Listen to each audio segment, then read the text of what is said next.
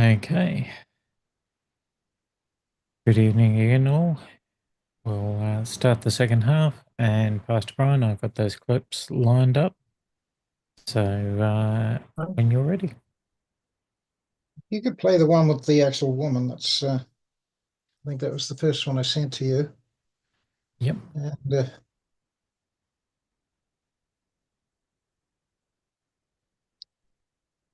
when she's just going into all the actual technical stuff of the world. That's her. Yes.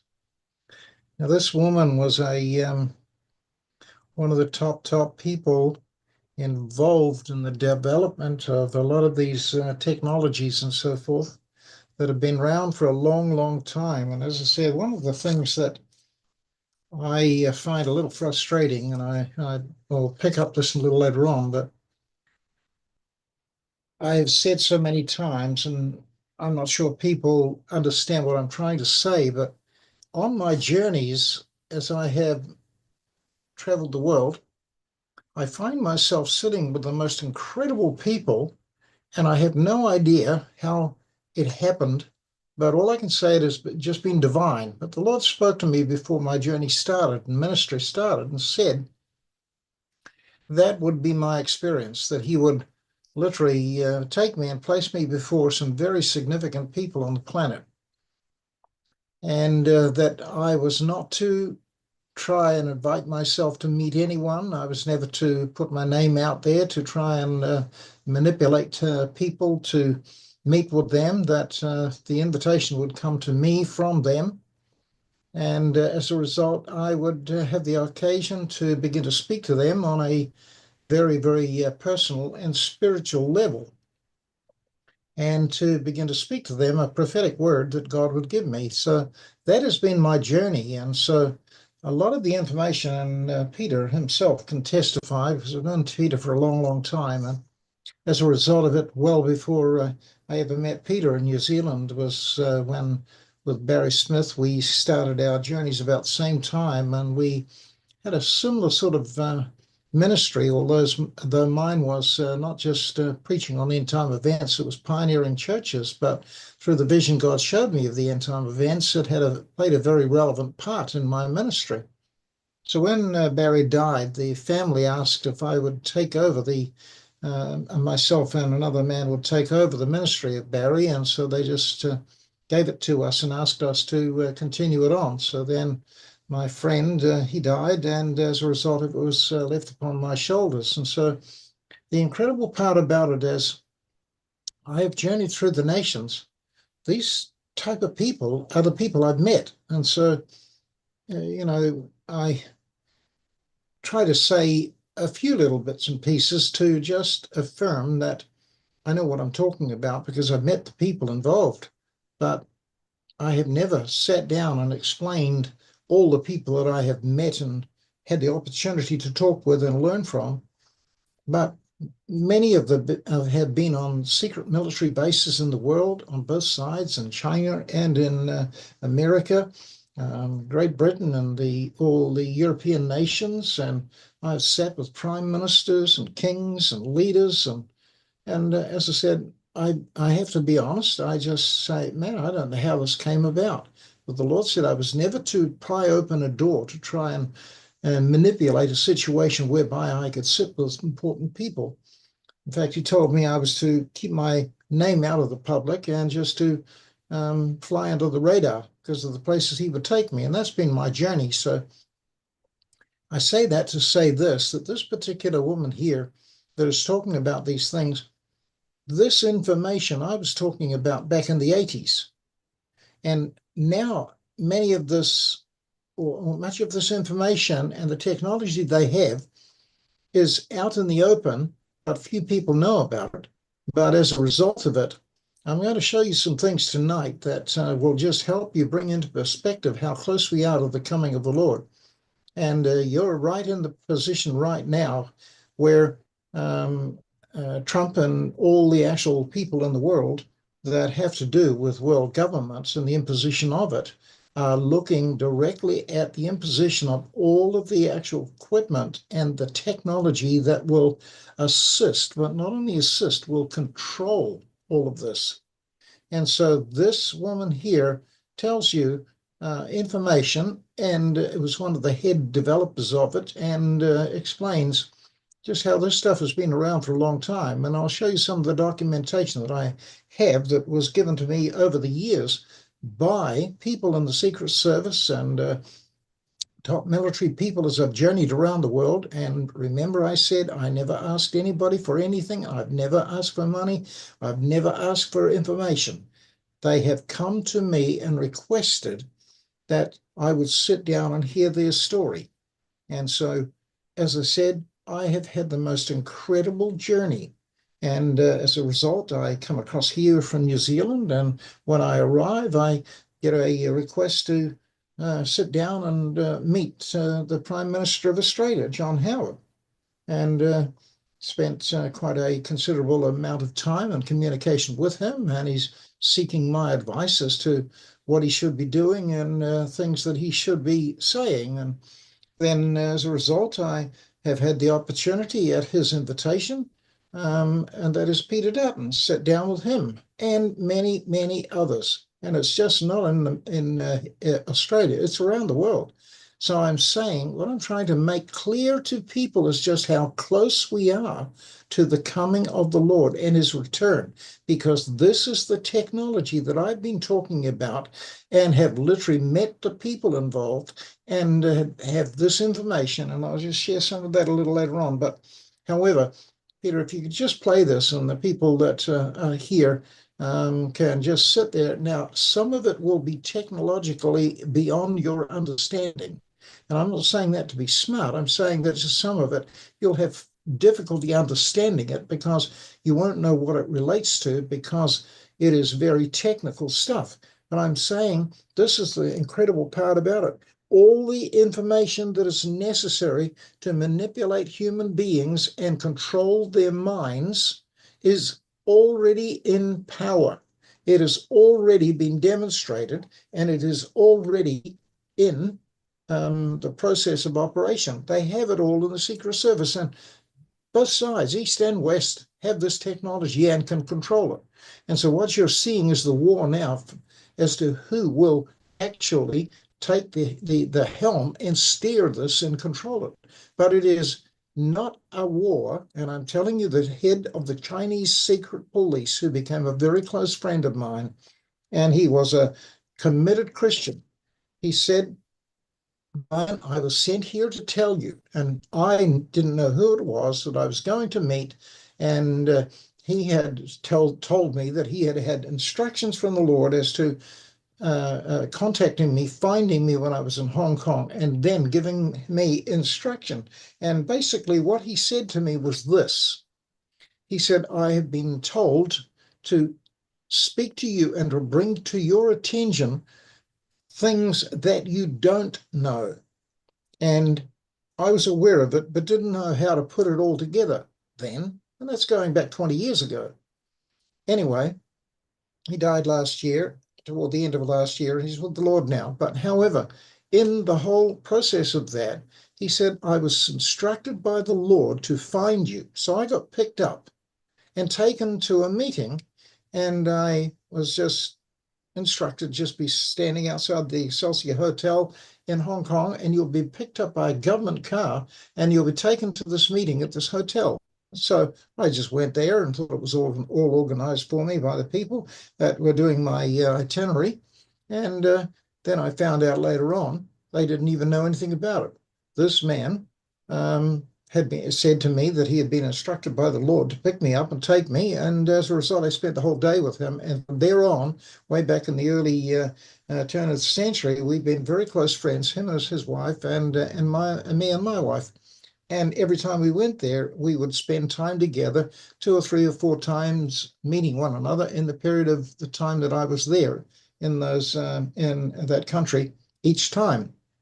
And he was right up on the top of the military in China. And the point that I'm just relating now is his statement to me was, Brian, I was instructed to tell you from the Lord that this final Third World War will not be a war of East against West, or China against America, or America against Russia. It will be a war of light against darkness, good against evil. And then he began to tell me of the strategy and how it will happen and what will take place. And we are on the cusp of that right now. And what you're seeing develop before your very eyes at this present moment of time with what is happening in Israel and happening in Iran is the forerunner to this Third World War. Now, I can't tell you the exact date, but I do believe that you're going to see the development of this in the very immediate future. And so I'll let you play this, Peter, and then if there are questions after it, you can put your questions in the box so that you are aware or understand the basics of what she's talking about, because it is very, very much secret information, secret technology, and it's not necessary that you know it all. But some people might find it a little confusing because they don't know anything about it at all. But this is where the world is going, and through the technology, this is how they will end up controlling the entire mass of humanity across the face of the earth to bring in a one world government and one world governing system. So if you could play that, Peter. Here we go. And so I had to explain that the biosensors that we use for our global information connectivity to reach your body anywhere in the world, whether or not you have a phone on you, whether or not you're at home, obviously, anywhere. The biosensors are inside of you. They are 802.15.4 in computer networking. Your wide body area network is what those frequencies are seeking. The system for the emergency broadcast is tied into the backbone of the United States when we send out a signal for our emergency broadcast. And we want to make sure that it goes out to each individual node. We do not only send the signal to a phone or a computer. Since 2005, we send the signal to your body, because your body is 802.15.6, the wireless body area network node. Now, people continued to say that this was not possible because folks of that nature, many of them are still unaware of the wireless body area network. They are also unaware of the way that our 6G wireless area, or excuse me, our 6th generation wireless actually works. Your body is at 802.15.6. That is the international standards for electrical and electronics engineering for how your body will be contacted and what will be sent to your body with digital data on the internet. These systems that I am explaining to you right now are used for information surveillance and reconnaissance. The human body is both electrical and wireless, and the human body has been tethered to the cloud for the following reason. We use something called applied signals technology with those sensors, biosensors, sensors open system architecture. We do this so that we at information surveillance and reconnaissance can utilize high accuracy detection exploitation systems. You would commonly know most of these companies as our military industrial complex electronic warfare folks, Raytheon, L3 Harris. Their primary purposes are usually in telecommunications, wireless communications as well, satellites, okay? So when we send out a signal with our emergency broadcast service, emergency alert system. There's actually two of them. But for my purposes today, I want you to keep this image in mind for just a few moments. When the system signal is sent out, it has no way of knowing if you're on the go, if you're with other people, if you're on the go near a grocery store or a lot of, in the city or outside of the city or in your car, right? Okay. Now, here's you out and about with your car. There's your body, 802.15.6. Here's what people do not understand. I have both of these technical documents I'm going to explain drawn here on the card. You can find them right now on the channel, and I'll link them with this video.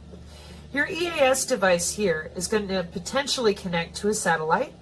It has special outputs on the back of it for MPEG encoding. That makes what you see on the TV legally appropriate, because sometimes we have to inject a local channel, and sometimes it's hard to explain this.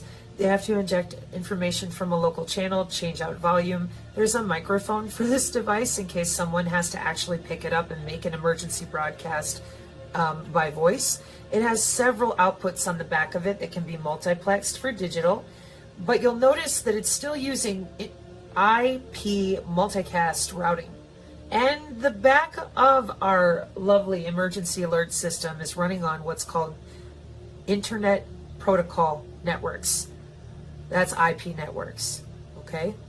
So from this device, it starts talking to the satellites outside the cable TV head end. This device is sitting at something called a cable head end. Your cable system is going to broadcast, and in the event that you're not at your home, you can see your home is down here and you follow all these little lines to get back to the head end. Well, if you're not at home and you're out in your car, the device will send it out through the cell phone networks to look for you, because you're a node on its network. I'm going to explain that in a minute. Now, anytime that we are sending data to biomarkers, currently wearables or in situ in vivo with 802.15.4, we attempt to bootstrap devices that are local to you, like your phone or your iPad. But if those devices are not within range, we're going to be using the two radio frequency syncs and what are called mesh relay networks or wireless sensor networks. The wireless sensor networks are 802.15.5. They go up and go down very fast. Thus, they're called on-the-fly networks, ad hoc. I'm going to show you the image again of your body with the two radio frequency syncs and multiple internal nodes. Your body itself is a different network from these little guys. And the network that I'm referring to right now is a third one that follows you around, and it goes up or down to relay from your body, just in case you don't have your phone. These industrial systems are built on the industrial Internet of Things for use of memory as well as redundancy. Now, I'm going to turn the card around. This is the heavy technical data for those of you that are in the industries, okay? And then I will finish up for the folks that are not necessarily in the industry, pardon me. So in our emergency alert system, what has happened is software-defined networking. A lot of people don't seem to be aware of it. It happened back in 2013.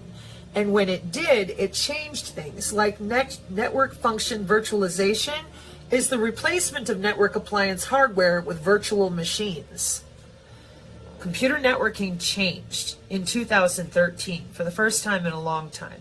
Software-defined networking, virtual machines or network function virtualization instead of network hardware purchases that would need to be made.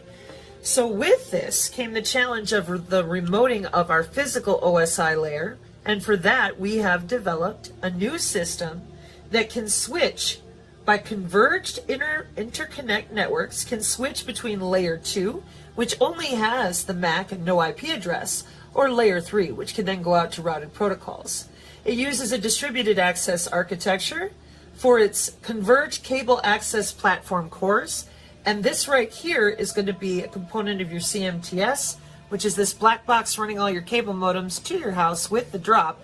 And then you have multiple houses that go out with you to an optical node, up to the fiber loop, back to the encoder.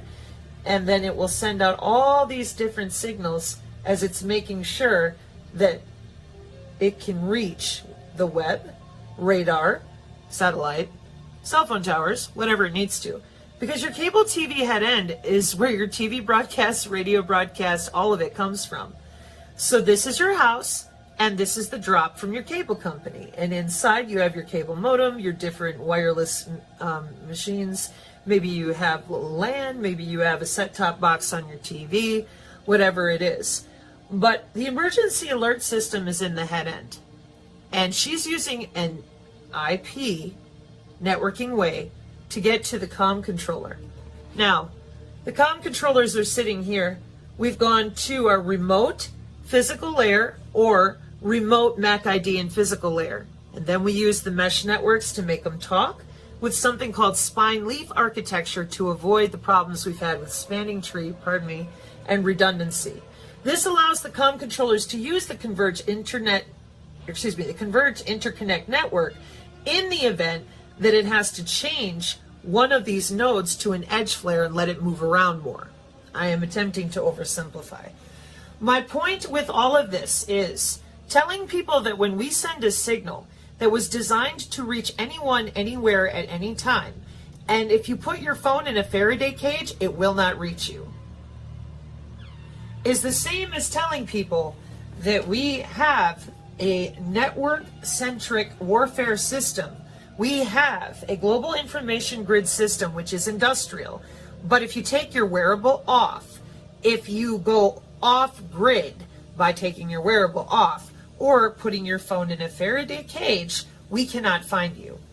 If that were the case, the last 60 years of electronic warfare would not have been successful. We do not track you by device any longer. Those items can be tracked for other reasons. But at the industrial scale of the wireless body area networks, we are tracking your body. And it is for health applications like telemedicine. So, in closing, the net-centric warfare system for cognitive threat warfare technology allows us to choose your internet service provider, satellite, drones, infrasonic, the MAC IDs on the physical layer, or just the MAC ID, or your personal area network. Networks break out and are segmented. We do that too. But no matter what, we will find you, and it will be your body, because you're the node. You're the node that's attached to that comm controller in the head end. It's no longer just cable modems.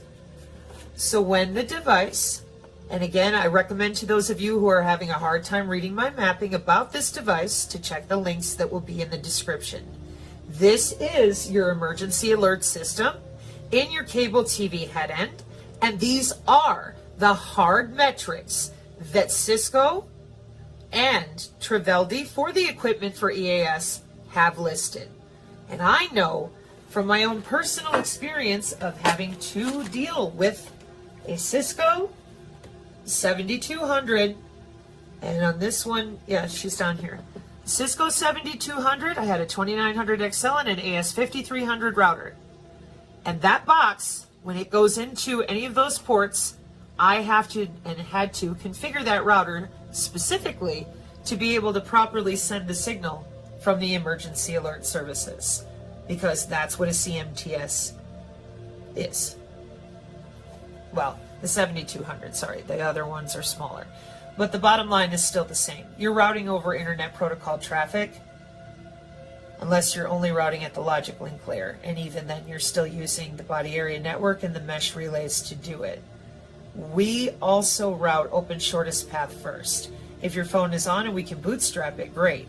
But if it's not, we don't need your phone, and we're not going to. I also wish to point out at this time that this echoes cybersecurity from 2022 for 6G personal area networks, in which we use the same types of dynamics with the mesh relay and the convergence technology. Let me double check that phrase again, converged interconnect network, because we also have to have the ability to create an ad hoc vehicular network versus mesh networking only, with machine-to-machine encryption for our autonomous weapon systems with lethal autonomous drones that will then hunt you by the same wireless body area network in the same way. because it's net-centric warfare. So it had to have a way that no matter where you lived and no matter where you connected, we could still hit you on the physical layer and route details with and for you, for your telehealth, for the metaverse, for your smart city, and of course for the smart grid applications of your 15-minute city. So thank you for your time out there, and I hope this helps clear up any further metric discussions about the potential reach of our net-centric warfare and how we also utilize the new functions of Cisco's interconnected systems with our spine leaf instead of spanning tree types of routing, so that we can make sure no matter where you go, we are able to connect. And again, converged cable access platforms are letting your internet service providers build out their data centers differently. And it's called distributed access architecture for converged interconnect networks with Cisco. Network function visualization, software-defined networking. The reason that I am very proficient in the software-defined networking cybersecurity change is because I attended in 2013 several workshops on YouTube with MIT professors because it was all brand new back then, and then I picked this up. And it's very different because unlike networking in the past when hardware is guaranteed, this is not. Virtual machines. You can just turn it on, turn it off, make it disappear. That is your wireless sensor networks. And that is the mesh Bluetooth relay that a lot of people have seen pop up and down, and they don't understand why they're showing up inside people who have had our graphinated cyber-physical industrial backbone upgrade, which is what we're dealing in. At one point, dial-up modems were plenty. We had more than enough bandwidth. But then more people started using the internet, and we needed cable modems. We needed faster throughput for video. We needed faster throughput for emails and for the web in general. Now we've made the next step. We have now upgraded to body area networks with synthetic biology. Obviously, changes are going to have to be made in the network in which software-defined networking is available. For this reason, the reason of synthetic biology and synthetic telepathy, the folks that deployed the cyber-physical backbone in 2017 then forced the COVID injection on everyone, which includes something called graphene. Most people don't understand what graphene even is. They think that it's somehow some big bioweapon. No, graphene has its uses in something called metamaterials. And if you're unfamiliar with what metamaterials are, they are a material not made in nature. They are made for the 6th generation wireless. This is your nanotechnology. And the reason that we needed it is because electromagnetic waves for those physical and MAC ID types of adaptive antenna, multi-input, multi-output, and beam forming had separate degrees of efficiency and random channel behavior because electromagnetic waves undergo multiple uncontrollable alterations as they propagate through the wireless. So the answer to this is our intelligent communication environment, Internet of Nano Things, Fronthaul Backhaul, Internet of Space Things with nano, avionics.com, nano satellites. And these metamaterials are working with your mesh relay. There's also the Lego building blocks of nanotechnology. And so that is why I know from my previous job how we route the emergency alert services down to the plugins that have to be multiplexed to the fiber versus going to the other racks and which CMTS it goes to and what kind of security. It was my job. Not much has changed. It's kind of a boring box in contrast to how many plugs and things are on the back of a lot of those boxes in a head end. So what I would ask from all of you out there who went through all this, fighting back and forth, people lied. A lot of people lied. And it's because either they're used to it or they sincerely don't know about our new healthcare biomedical wireless tissue engineering. The graphene-based biosensors are for tunable antennas, nano-sized. You might have heard of them. They're called slaughter bots. That sounds terrifying. I understand that, but that is the technology we have. along with many other nanotechnologies. This is a listing of the computer networks that we have to hit with that convergence when we're dealing with our broadcast systems, because we are going to need more throughput on our body area networks, which is what they've done. We now have the ability to fly a drone over your home and perform laparoscopic surgery. You're going to tell me that's sci-fi because 11 years ago, they were already practicing this, sitting at their desk and routing through your veins and arteries, looking at it right here with special software using EEG, Sensors Open System Architecture.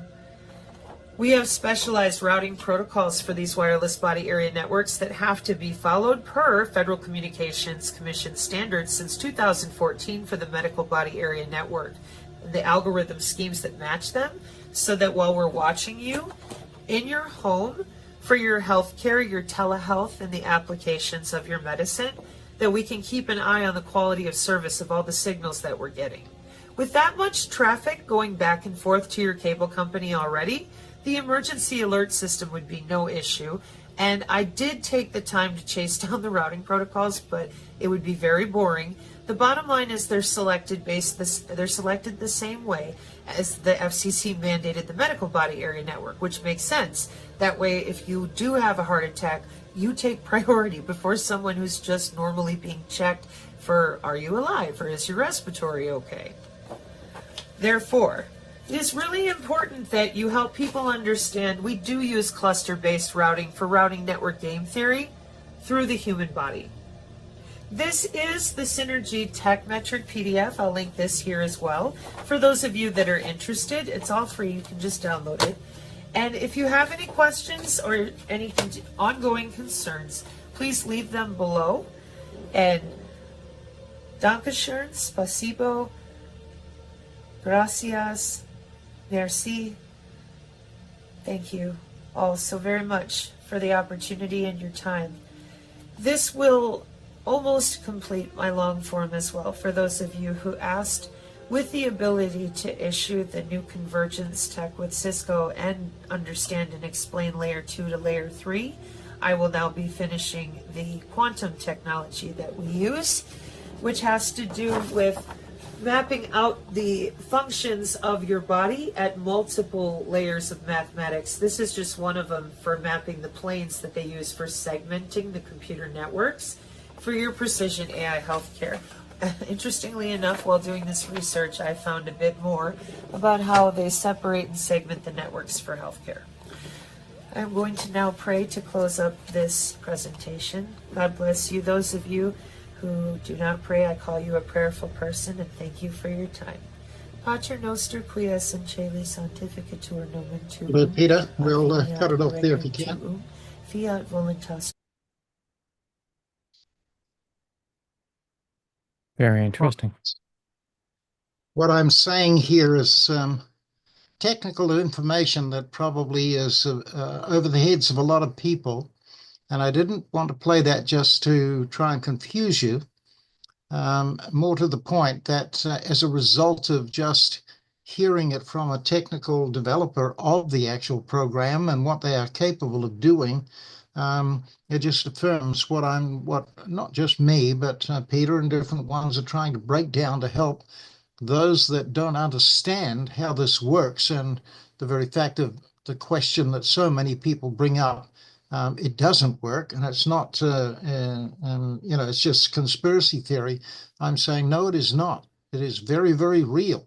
And I've had the opportunity of meeting the people that have developed this stuff, and as a result of it, sat down and heard their story. And many of them have since become Christians when they've realized what they've been working on and what they've helped to develop, and are now in a state of regret that they had anything to do with it, because now they realize the technical, how can I say, consequences of all of this. And as a result of that, it is scary technology, but this is what the Bible has warned us about. And the thing that concerns me so greatly is the fact that the people who actually are sort of notified or given information about this, their immediate reaction is, I don't want to hear, I don't want to know about it. But, to be forewarned, hear this, to be forewarned is to be forearmed. If you hear of something and you are told about some problem that is developing and you have prior knowledge of it, then you are capable of doing something about it. But if you don't have the information, you will not be able to do anything about it or respond. And so the Bible makes it very clear, my people are destroyed from a lack of knowledge. I suddenly realized that my camera was actually blocked. So my people are destroyed for lack of knowledge. And so when you begin to look at these things, as I said, I find it a little discouraging at times because I seem to be talking to people about these things and people look at me and just with so much question, because up until this point of time, most of this information has been hidden and kept secret, and the governments of the world did not want the people to know about it because it was all secret, classified technology. And as I said, I just as I journeyed, and on my journeys, I was given documents, for example, just like this one here. And as I said, my journey when I trained for ministry in Knox Theological College in Dunedin, I was asked, and as a result, just told and stipulated that if I was going to go through ministry and training there, I had to understand psychology and do my study in it. And so consequently, that was one of the secondary subjects I had to study and go into. But I was a person that God had given me insight to, and with the prophetic and the word of knowledge. And so I didn't see any need for it. However, I was required to do it. So I went through a lot of those early stages, a couple of years of research into psychology and psychoanalysis and things like that. So I understand all of that. But I'm certainly not saying that I am a person that's qualified or has a degree in it. I am not. But what I am saying is the number one psychoanalyst in the world, I had the privilege of him staying in my house. Again, I didn't know who he was. I had a big crusade that I had organized in New Zealand. And this man came to New Zealand in one of the churches that I had pioneered, and he had been traveling through the nation and the nations. And as a result, he had been talking on these subjects and teaching on it and trying to make people aware of what is happening. And he was a good evangelist, no question about it. And I'm sitting there one day with him, and I could read what he was doing, and I was trained in that field. I knew exactly what he was doing. And he's sitting there and he's looking at me and he's studying me. And I just laughed at him. And I just happened to say, I said, I understand what you're doing there. And I'll just give you his first name. It was Larry. And I said to him, Larry, I understand what you're trying to do here. I said, you're trying to suss me out.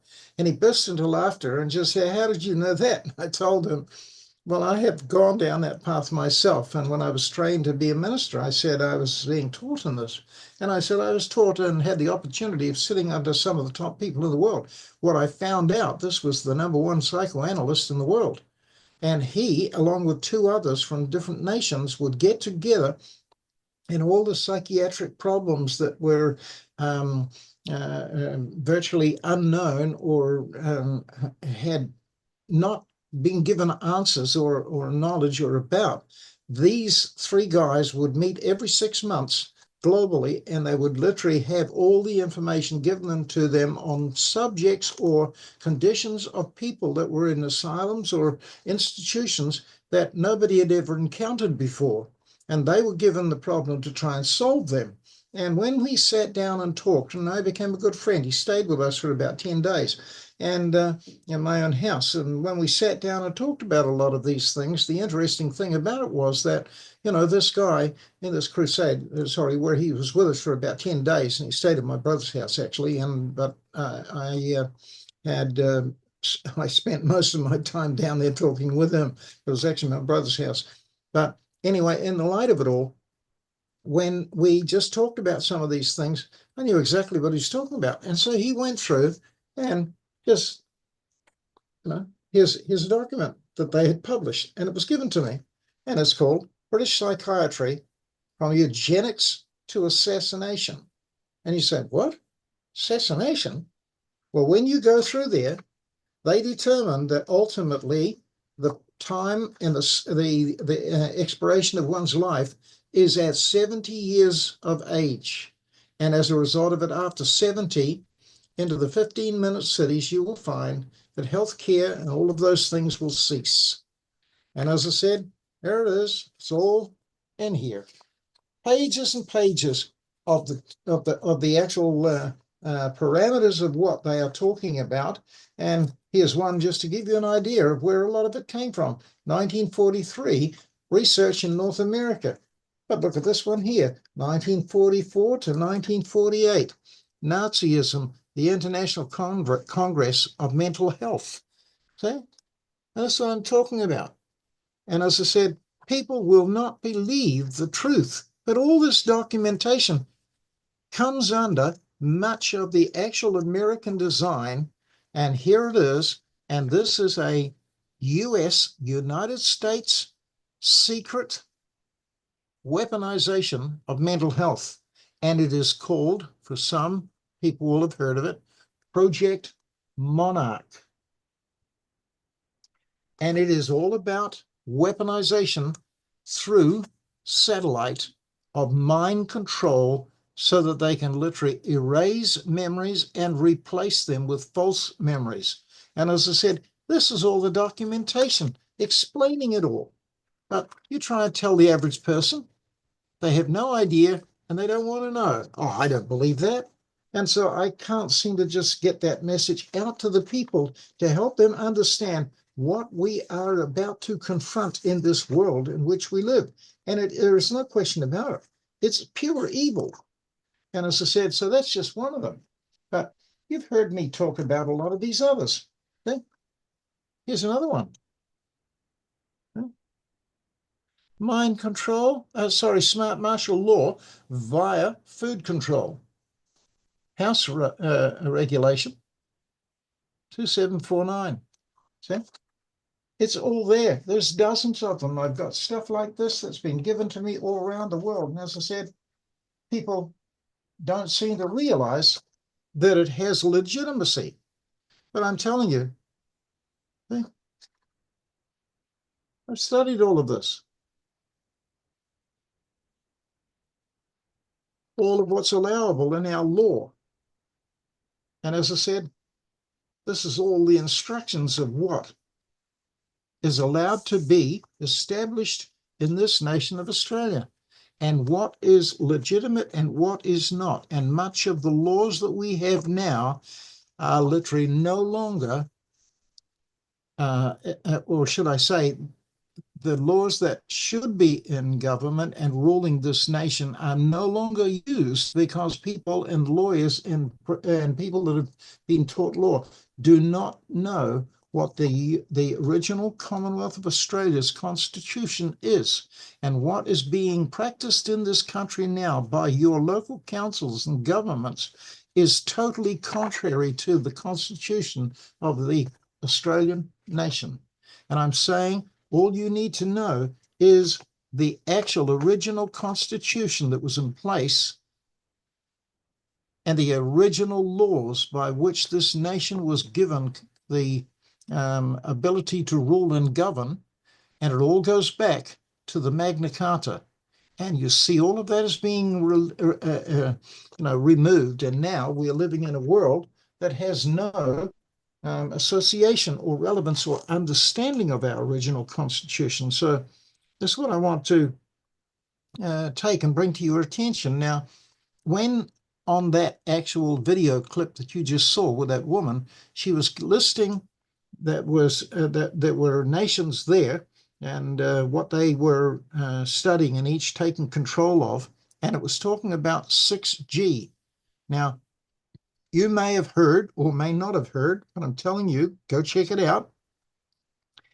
When Trump was in as president in his first session, 4 years ago, before Biden took over, the interesting thing about it was that he actually stated, and it's on record, you'll find it and you'll validate it. He was on record and he said that he was no longer going to concentrate on 5G as the method of correlation between nations and internet and so forth. He was going to literally step up to 6G. Now, 6G is literally 1,000 times faster, more capable, and literally more able to carry information at a much faster rate than 5G. And so what you're seeing in our nations is the fact that 5G was what we were supposed to move to, and that everybody was under the apprehension that 5G is what we were going to now go into and we were going to rely on, like we did as they were developing the internet. And it started off with 2, 3G, 4G, then it went to 5G, and we were given the understanding or the impression that that's it. But I'm saying to you, that's not it. 6G is the ultimate. And I'm telling you, when you understand the power of the radiation that stems and comes from 6G, you will realize you have to be very, very careful where you build your house and where you live, because it is dangerous. It is 1,000 times more capable of carrying information, and the power by which it operates is much, much more intense than 5G.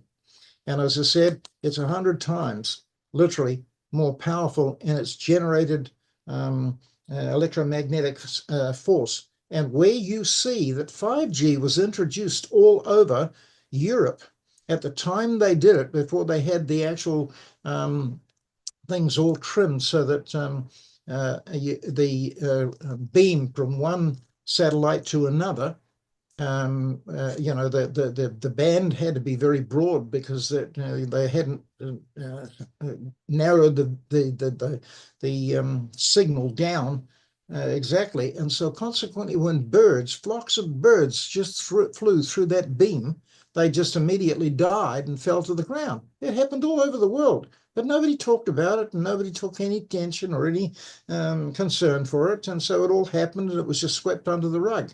Well, already they are now realizing that the introduction of 6G, which is a far superior system, that literally anything that comes within that signal of the beam and touches it is immediately dies. Animals, all sorts of birds, insects, everything. You've got a problem with the bees now.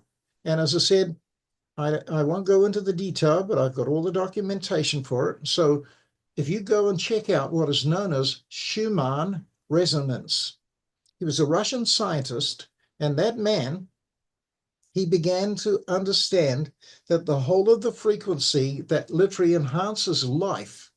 Now, it's all life, not just human life. It's the life of the birds, the insects, the fish, everything.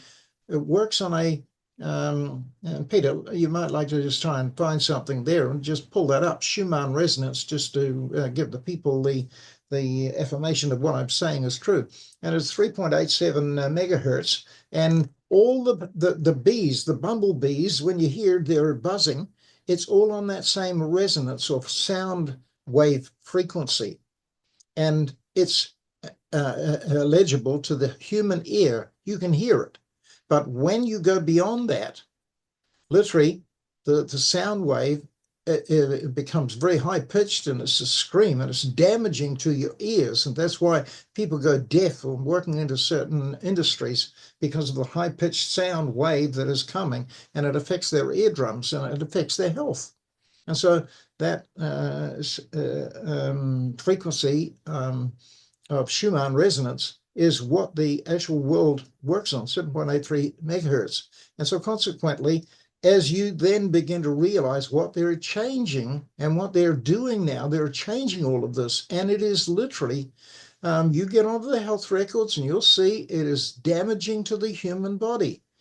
to your eyesight, to your sound, to your hearing, to all the nervous system. And so consequently, when you're looking at this, you begin to realize that those nations that were attributed on that last video that we just played for you, it had the word HADES when they were talking about the actual different things that some of these nations and countries were experimenting with and had the responsibility to begin to develop. And you say HADES, and I'm not sure whether you picked it up, but it's Hades. Hades is the Greek word for hell, Hebrew word. And as a result of it, when you begin to understand that, Hades, wow, they're telling you this is demonic, and they know it. But we don't understand these things, and so we just shrug it off. It doesn't have any meaning. But that woman literally worked with the development of it and is now at a stage where the information is public enough that it doesn't have to be kept secret anymore. So she is now coming out and just telling you what they've achieved and what they've been involved in. And she was right high up in the development of all of that. So this is what I'm trying to bring to your attention right now. So one of the things that I want you to understand in all of this, there you are, high active detection and exploitation system, Hades. Look where it comes from, USA. And as I said, we hear, well, Russia's the big problem, or no, China is.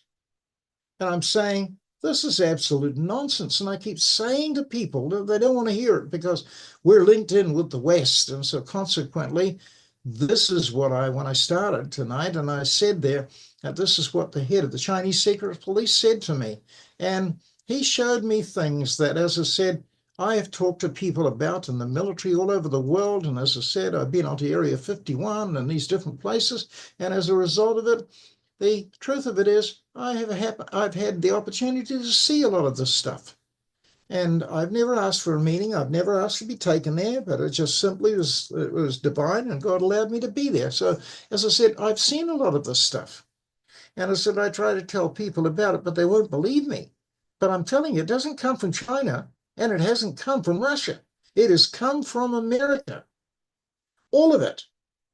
And as I said, if I go and took you into the whole manipulation of the actual governmental system, you will understand that all of the actual information that came out controlling the world by the United States American dollar that literally came into being before the First World War, and that's what created the First and the Second World Wars, the literal contest over who's going to control this thing, that they had a literal, and there's a book put out by him, and the title of the book is called The Creature from Jekyll Island.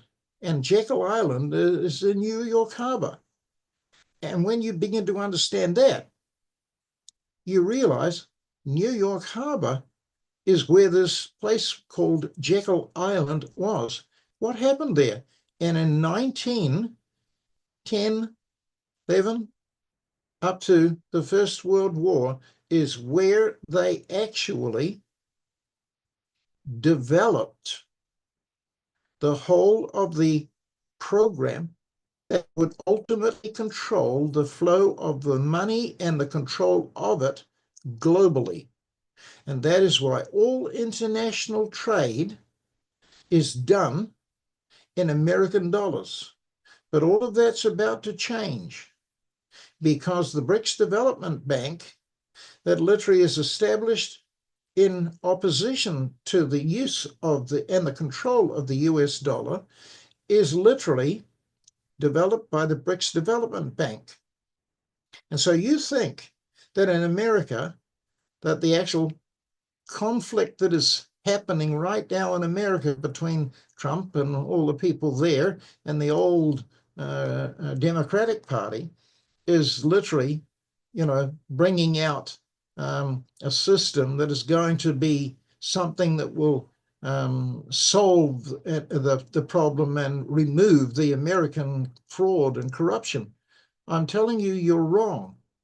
Because the truth of it is, when Trump was in his first inauguration and did his first 4 years, he made a statement and he said, the greatest thing that I am going to do and that will testify to my significance, and history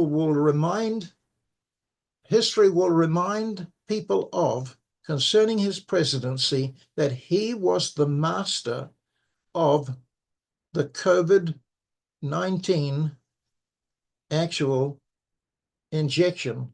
inoculation to combat it.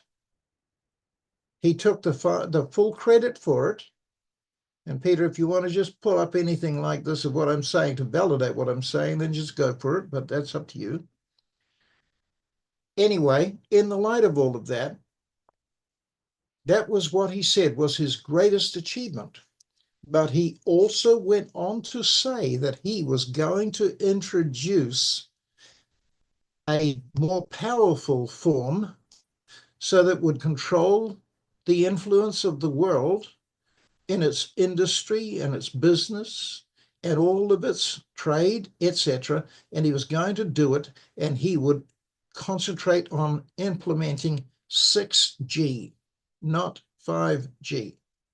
And it's 6G that is necessary for the entire continuance of the controls of every human individual. And that's why she mentioned there that 6G is what it needs in order to operate and work. And it is literal Trump that has taken the credit for all of this and has stated that that's what he's going to do. Now, Peter, one thing that I would like you to do, if you could, is if you could pull up a document, and it is called Owning the Weather by the Year 2025. And if you get the official document, which was given to me, which is a classified document that I had on my computer when I stayed in the United States of America with a military general who was in the White House, he was chief of staff, and that man actually, I gave him my computer because I felt the Lord say to me that I needed to divulge information that I had on my laptop because I didn't want him getting into any trouble for having me stay in his house. So he went to get away and got that document. And there it is. The Weather as a Force Multiplier, Owning the Weather in 2025. Now, I want to say to you, what you are seeing that happened here in these tornadoes and these hurricanes and all the rest of it, that document there, and I have the full document, and you might be able to just shoot through a few of the pages and let the people have a look there, Peter. But that document there literally tells you what they have developed and what they had back then and what they were doing and the capability of it, literally, to control the entire world's weather. And it is done by an organization called DARPA, Department of Advanced Research Projects Agency of America, and it is literally controlled out of Alaska, and that organization and that military base is called HAARP, H-A-A-R-P, and that stands for H full stop, heterodyne, human in other words. Heterosexual, human. We are human species. Heterodyne, acoustics, sound. Acoustics, audio, all right? HAARP, Heterodyne Audio Acoustic Research Project, an agency of America. And that, if you get the pictures that you can pull up after this, Peter, and they can see the actual satellite base there, but that is telling you what they will be able to do with it and what they will do to control the entire world in the future. And that document was produced a couple of decades ago, but it was talked about way, way before that. If you follow the information like I have done, and there's all the detail on that, where it came from, who was involved, and it was George Bush Sr. that literally worked on the military with all of this to control the entire weaponization of weather across the face of the earth. And they do it, and that is where cloud seeding comes in, because they developed it, and as a result of it, cloud seeding was one of the ways that they could achieve it, by dropping certain chemicals into the atmosphere. And so they do that, and that's why we understand cloud seeding is where it is dropped all across the earth by airplane. And as a result of it, we don't understand what all this is about, but this is what it is all about. And that's the document that I had in my hand way back in 2003 when I stayed in America with a military man. And I took my laptop down and I showed him all of this. And I said, I have these classified documents that have been given to me, and I want you to understand, I'm not here to try and deceive or spy. These are documents that I have been given, and I know that they're classified U.S. government documents, military documents, and I want you to know I'm not here to try and literally spy on you or undermine you or anything. So I'm giving you my computer to let you know what I have and what I have here. And I won't go on about that subject because I wouldn't want to get anybody in trouble. But what I am saying is that all of this information has been around since the early 80s. In fact, that document that I just showed you before goes right back to 1948, when the Second World War ended. And when they had the fjords in Norway, is where all the spiritual, and I mean spiritual, not godly, I mean satanic.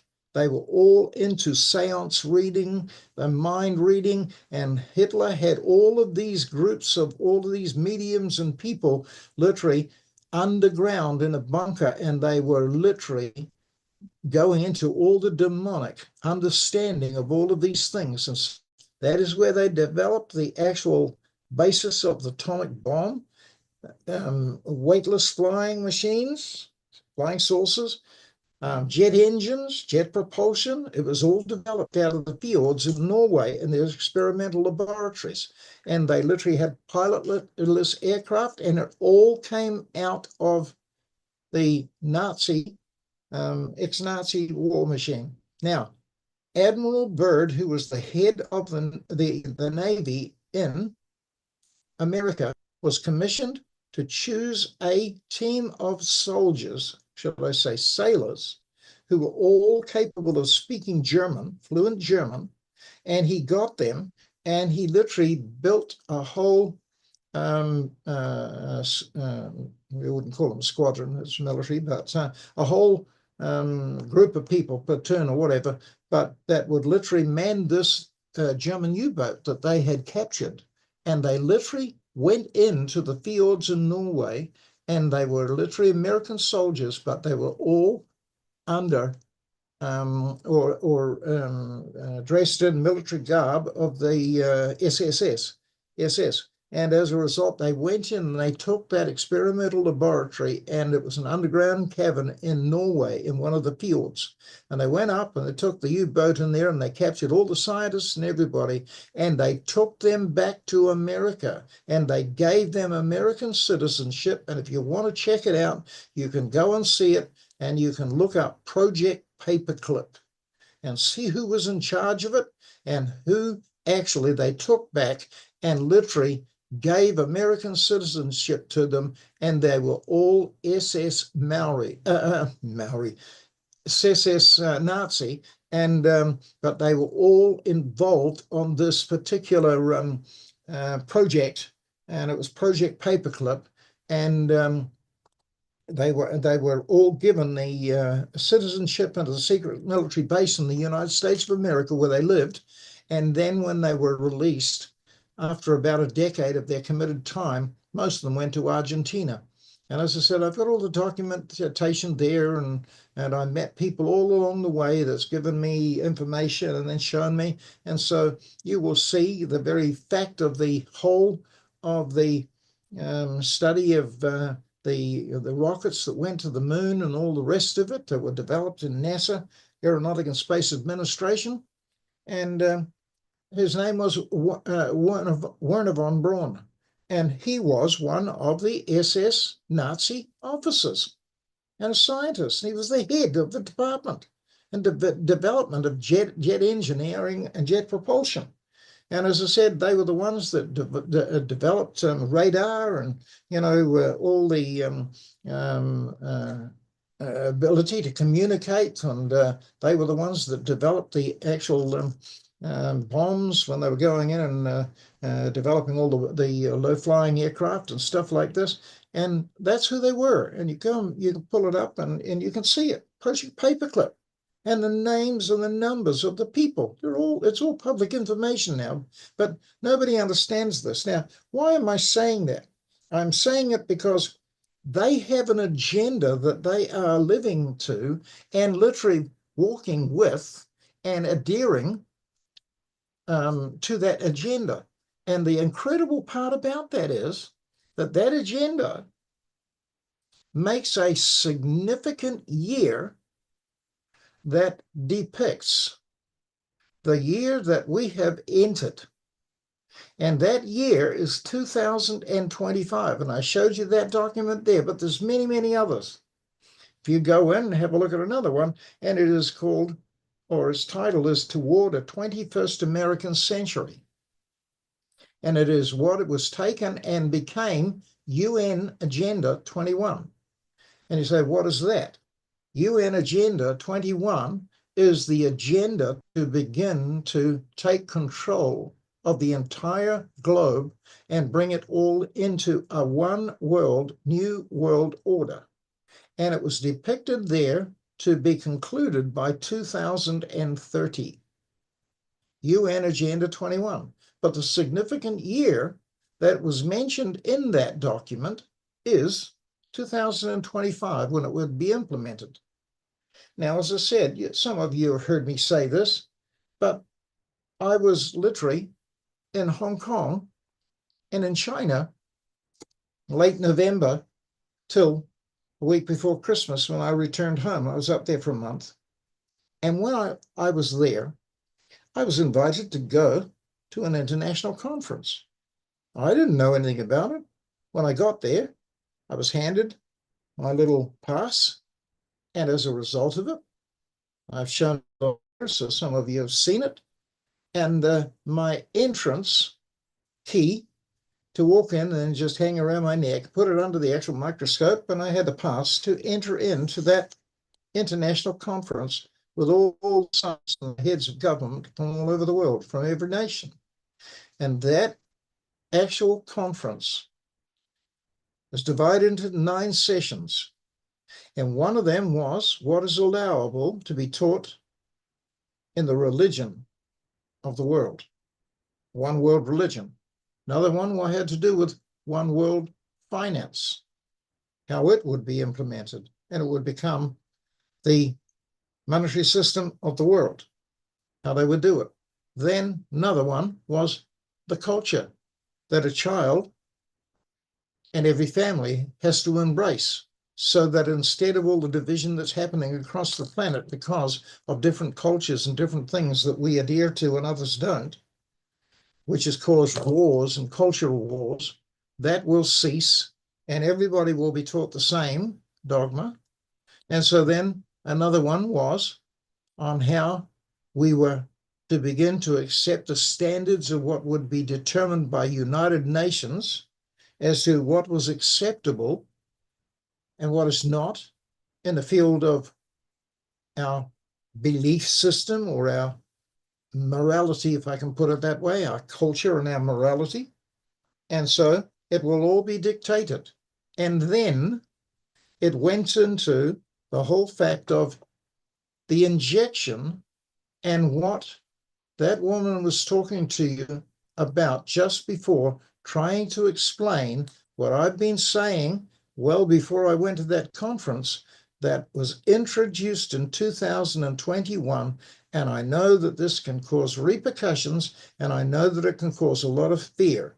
But I'm saying to you, she was giving you the very fact of what graphene is and what it was designed to do. And it's all part of the actual, if I can utilize this word and say it's the receptor that literally will control the infiltration of mind control into your brain so that they will be able to control you and your thinking. And it is done by graphene, which is literally, that was in the injection that we were told that was supposed to be for COVID.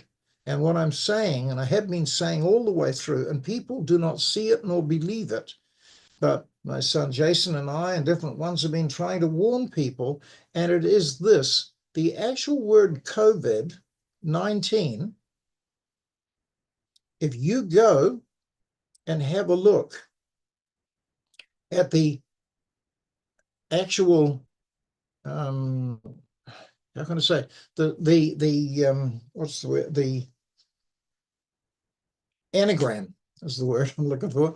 The anagram of the COVID, what it stands for, COV. So it is certificate, COV, that's right, COV, Certificate of Vaccination ID. And the letters 19 are the actual numerical position of the letters in the Greek and Hebrew alphabet. And so you've virtually got there, well, not virtually, you have got it. A is the number one letter, first letter, and D is the eighth letter. 19th. Ninth letter. And so Certificate of Vaccination ID. And so CD, yeah, no, I get myself all caught up and stuff here. So anyway, but that's what it is. And as a result, that's what the actual, we were told that it had to do with, this epidemic that was going around the world. And I'm saying it is very interesting that suddenly there is no virtual global flu that was represented by any numerical numbers in their nations then. And so what COVID was, they used the pretext of it being a vaccine for an extreme form of flu, and that's how they got away with it. But I'm telling you, all of that information is coming out now. It's all public information. And so I'm absolutely staggered, for example, here in New Zealand, in Australia, but more so in New Zealand. And it's the fact that here are people still talking about this disease called COVID. And I'm saying it's nonsense, absolute nonsense. And I'm trying to convince people and show people that the fallacy of all of this. And so I've just got one of my old manuscripts beside me here that literally way back in the year 2000, when I was teaching a lot of this stuff, I had a lot of these different documents then that were printed way back then, and as a result were, the information was there and it was put on paper. And just to give you an idea, this one here, air crashes, black boxes, and unsafety, UN safety boards, different flights that went down and why, and all this sort of stuff, and the reasons why they were experimenting with different things, and so how they could control aircraft and take over the controls in the air and the sky. Then I've got things here about all the diseases that they were working on, and for example, here's another one, okay, way back in 2000, and it's called One Nation Under a Barcode, and that is Great Britain, 1999. And you can go and check the validity of the documents out. It's very real. Here it all is. Try and give it there so you can see it. But all of those documents, they're all genuine. And then you look at different ones like this, and it's all there, all from the sources of the aircrafts that were literally taken out and brought down when they hit the actual Twin Towers and stuff, and where it all came from. But I've made all this stuff public, but nobody will believe it. And as I said, I just feel in many ways like it's been an unfruitful journey for me, but it is because people won't listen. But some people have, but the truth is coming out now. And as a result of it, people are beginning to see it. And so here's another one. High-tech magic of World Cup conspiracy to produce an image of the beast. And when you go in, you realize what they've done is they have literally entered in to the whole of the actual, the World Games, the what do you call it? The not computer games, but the world games anyway. And as a result of it, they have literally controlled all of this now. They're using it and have done from the year 2000 to begin to the Olympic Games. And as a result of it, used it so it can promote and propagate all their stuff, leading to the controls of the new world order. And as I said, I've got document after document after document here of the stuff that they have developed. And this is all back when I was printing this stuff and we were doing it all by paper because there wasn't the ability to do it by computer. So I was putting all these documents out in paper way back then. And as a result, there are things, I won't go and get any more because it's just messing around. But what I'm saying to you, 2025 is a significant and critical year that they plan for all of this. And so, Peter, if you could pull up, just put in the name of Alice Bailey, and as a result, then just when you get the website of where she is, then pull up the books that she has published. And this will just give you an example of what I'm trying to say. That's Alice Bailey, and she was right into, she was one of the heads of the actual Order of the Eastern Star, which is the highest level of Freemasonry with women. And the president, Prime Minister of Australia and New Zealand, Helen Clark, and here in Australia, they were top priestesses, if I can say that, in the Order of the Eastern Star. And as a result of it, you will see all these books.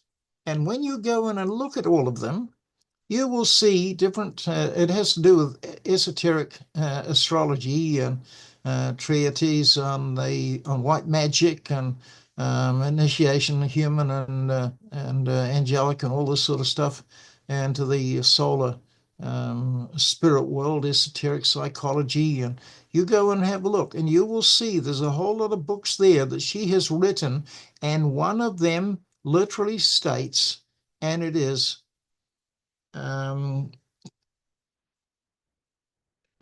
what is the name of it? Anyway, it mentions the year 2025. Just had the name of it down here somewhere. But it is the year when literally the new Messiah will be revealed. And the new system that will control the world will be brought in. And these are all the books that she had written. And she actually uses the, hold on, it's got the, where is it? On the front of the cover, it's got the year 2025. And I wish I could, where's the actual name of it? I had it written down here somewhere. Anyway, I tell you what, I've got it on my phone. That's right, I'll have it there. I'll pull it up and I'll get you to find that because I don't see it there. And where are we? Photographs.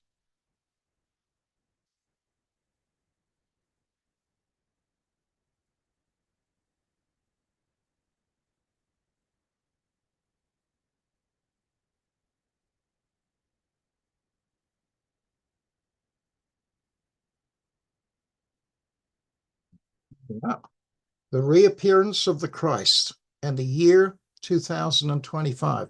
So I'll just hold it up there if you want to see it. Hopefully you can see it.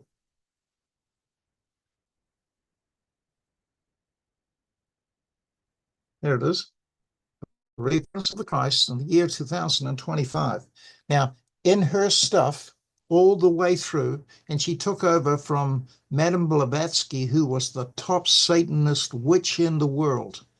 And as a result of it, she took over. Now, that there, the reappearance of the Christ in the year 2025, there is her picture, Alice Bailey. She died in 1949.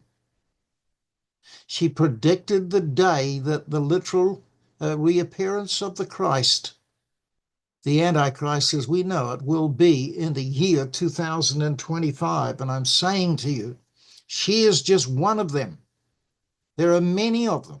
And I'm saying people just laugh and they think it's a joke. I'm saying to you, these people are Satanists.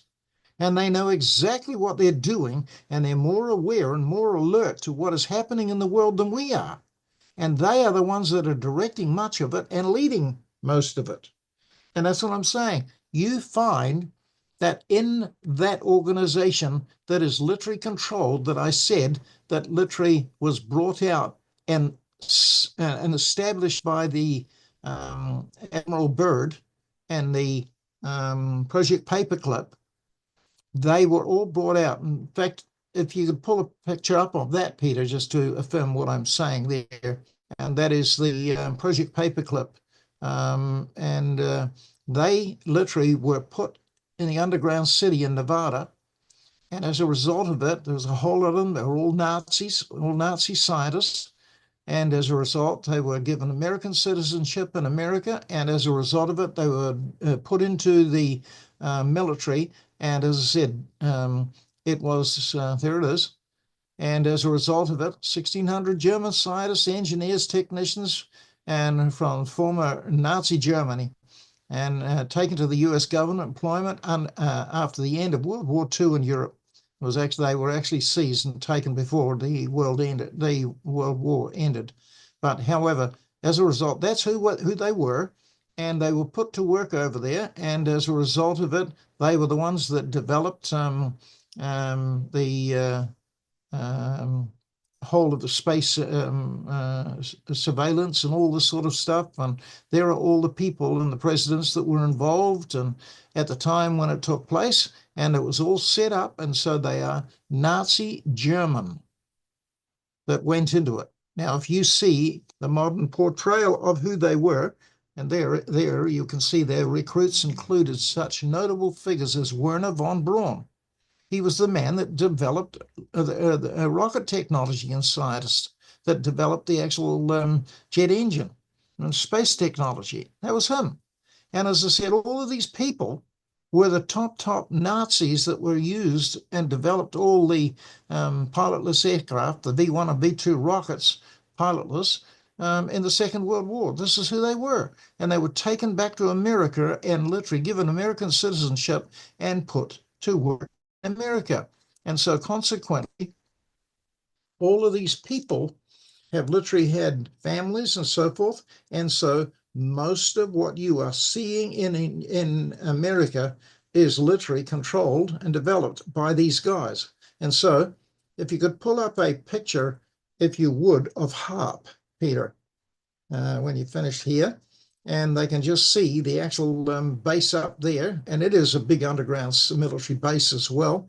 And the man that designed that and built it, a military man, he literally became a Christian, and then he started to try and expose this, and man, they dealt with him. But that was HARP, Heterodyne Audio Acoustic Research Project Agency of America. And as I said, you'll see that military base, and that is where they control all the satellites and everything around the world. And that is where they control all the weather, and they have the ability to literally remove. And here again, people do not understand this. But when you see, when we were in years gone by, decades gone by, when they were literally searching for oil, they would drill a well. there it is. And there's all your aerials for your space technology, and your what's named to control it, utilize it, and control all the rockets and everything around the world, and the actual bouncing the light beams and the radioactive electromagnetic beams off the ionosphere, and they can drop them and bounce them down to any planet on Earth. And if you go in and check it out, you'll see they can destroy a city. It is the ultimate weaponry. And the incredible part about it is that there's a big military base in underground under there. And the amazing part about it is it's all done on sound and light, the two most powerful forms of energy and weaponry in the world.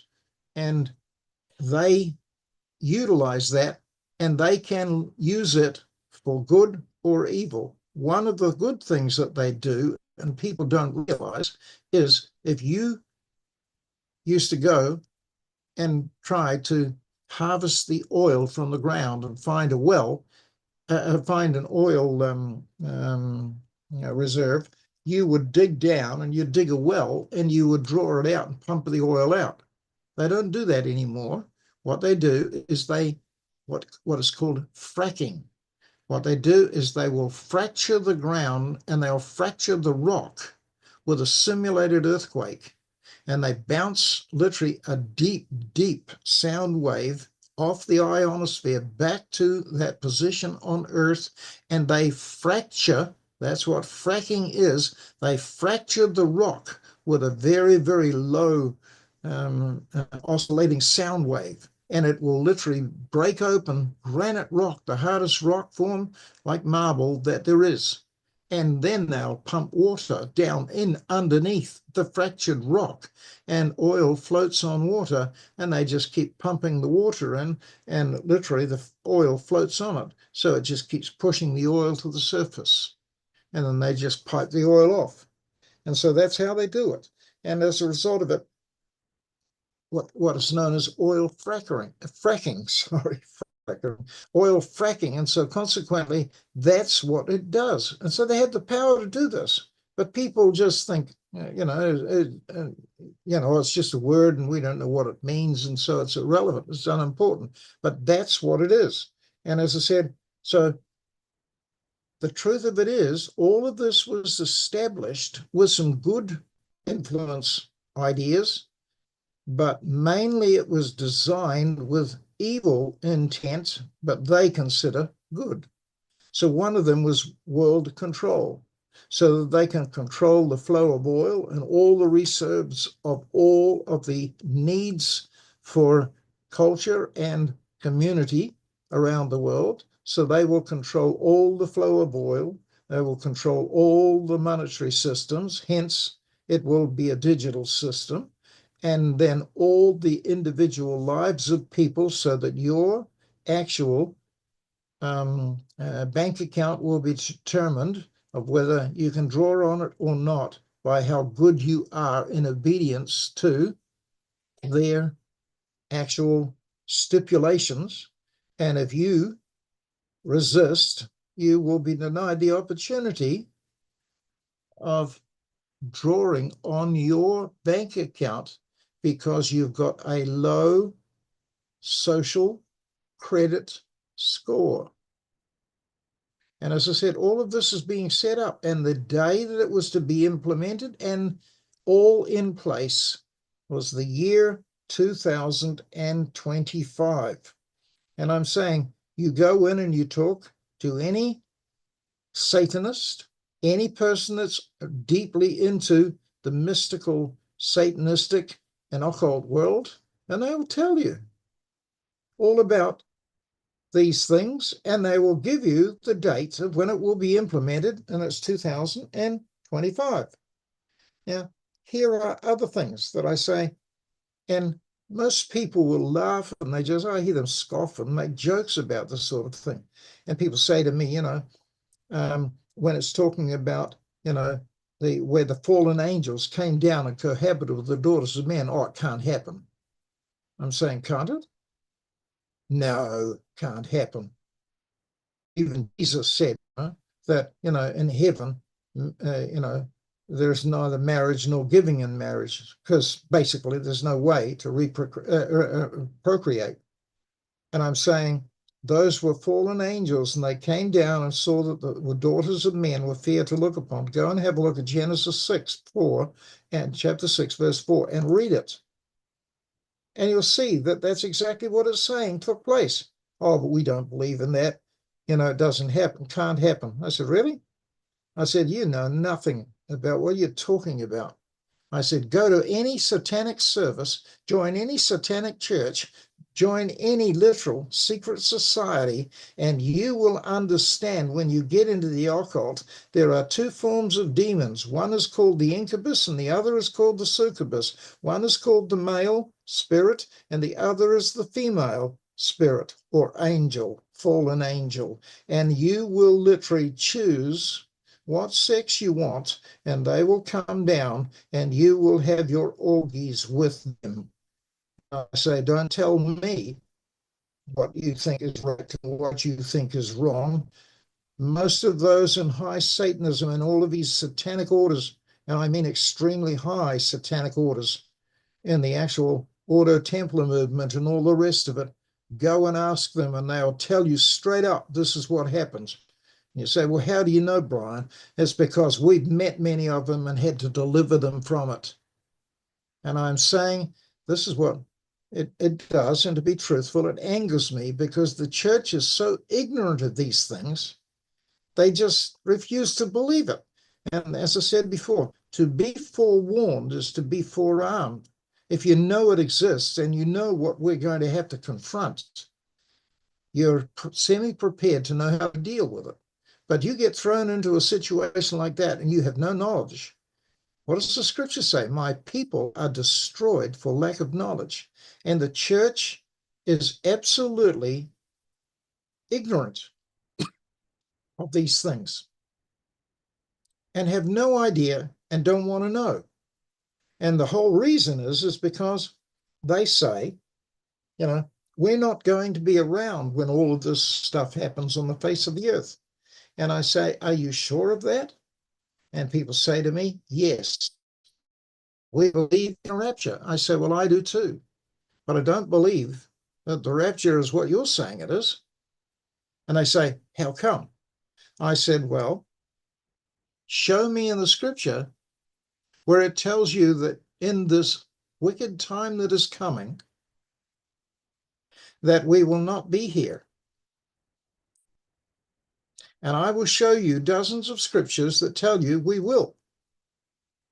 And I say to them then, where do you think the word harpazo comes from in the scripture?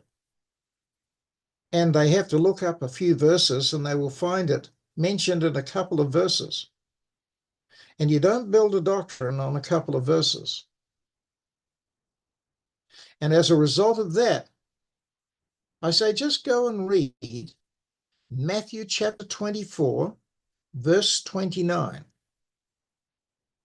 Now let's have a look at it and try and establish this from the scripture. Because you see, there is a whole lot of things that, as I said, and I'm not trying to be provocative, but I don't want people literally believing something that I do not believe is true and can show you from scriptures. I had a vision of the end. I came to Christ through a vision of the end. And I was standing there and saw the coming of the Lord. I was not caught away at the end of the world, in a rapture. So I say, Peter, could you pull that scripture up? Matthew 24.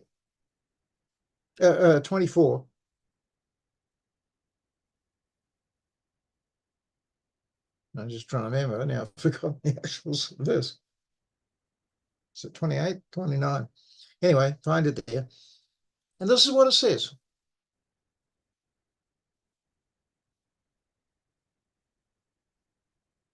Immediately, where are we? Oh, yeah, it's 29. Immediately after the tribulation of those days. All right. Above it, when it talks about when he's coming, as the lightning comes out of the east and shines so forth even unto to the west, so also will the coming of the Son of Man be. For whosoever or wheresoever the carcass is, there will the eagles be gathered together. The eagles are his saints, his people. And then it tells you, and immediately after the tribulation of those days shall the sun be darkened, the moon shall no longer give her light, the stars shall fall from heaven, the powers of heaven shall be shaken, and then shall appear the sign of the Son of Man in heaven, and then shall all the tribes of the earth mourn, and they shall see the Son of Man coming in the clouds of heaven with great power and great glory. And he shall send his angels with the great sound of a trumpet, and that is called the last trump. Go and have a look at all the references of the last trump, the last trump.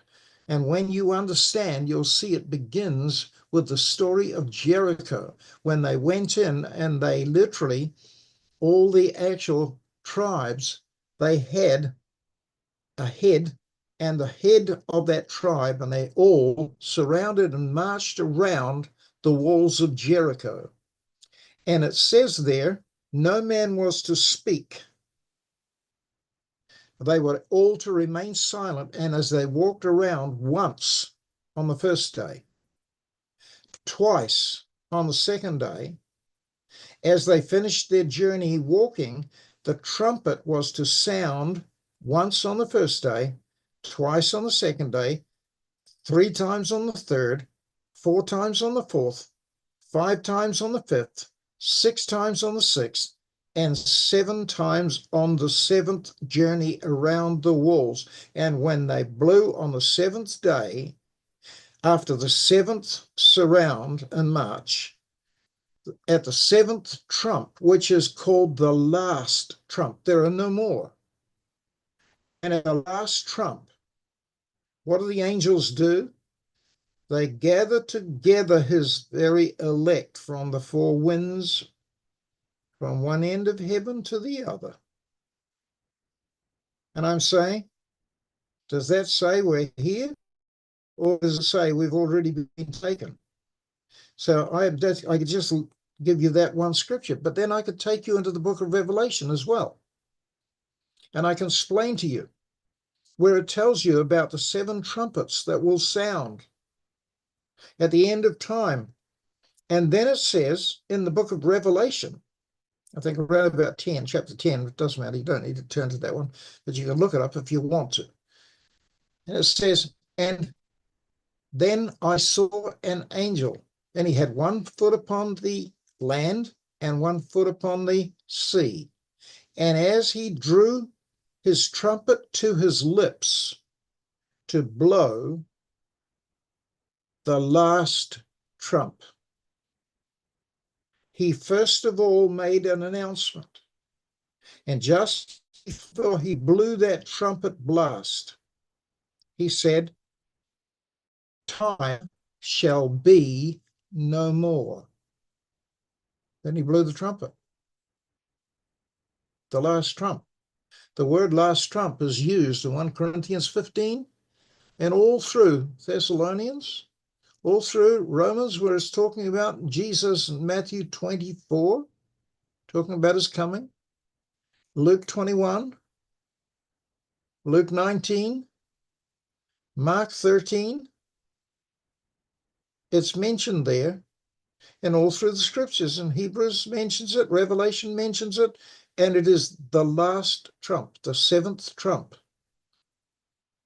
And I don't have the time to go into it, but if you understand the feasts of Israel, it's at the time of the 7th feast. And what is the 7th feast? It is the feast of ingathering, when they gathered in the harvest, the fruit harvest, in the 7th month. Numbers have a great significance in Scripture and in the Hebrew language. And there are 7,000 years from the time that Adam sinned until the time when literally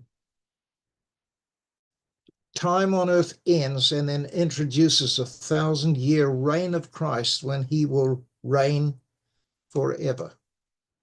So that trumpet sounds, that last trumpet sounds at the end of the 6,000th year, and we are almost there. People say to me, oh, we've got another 50 years yet. We've got another 100 years yet. I said, is that true?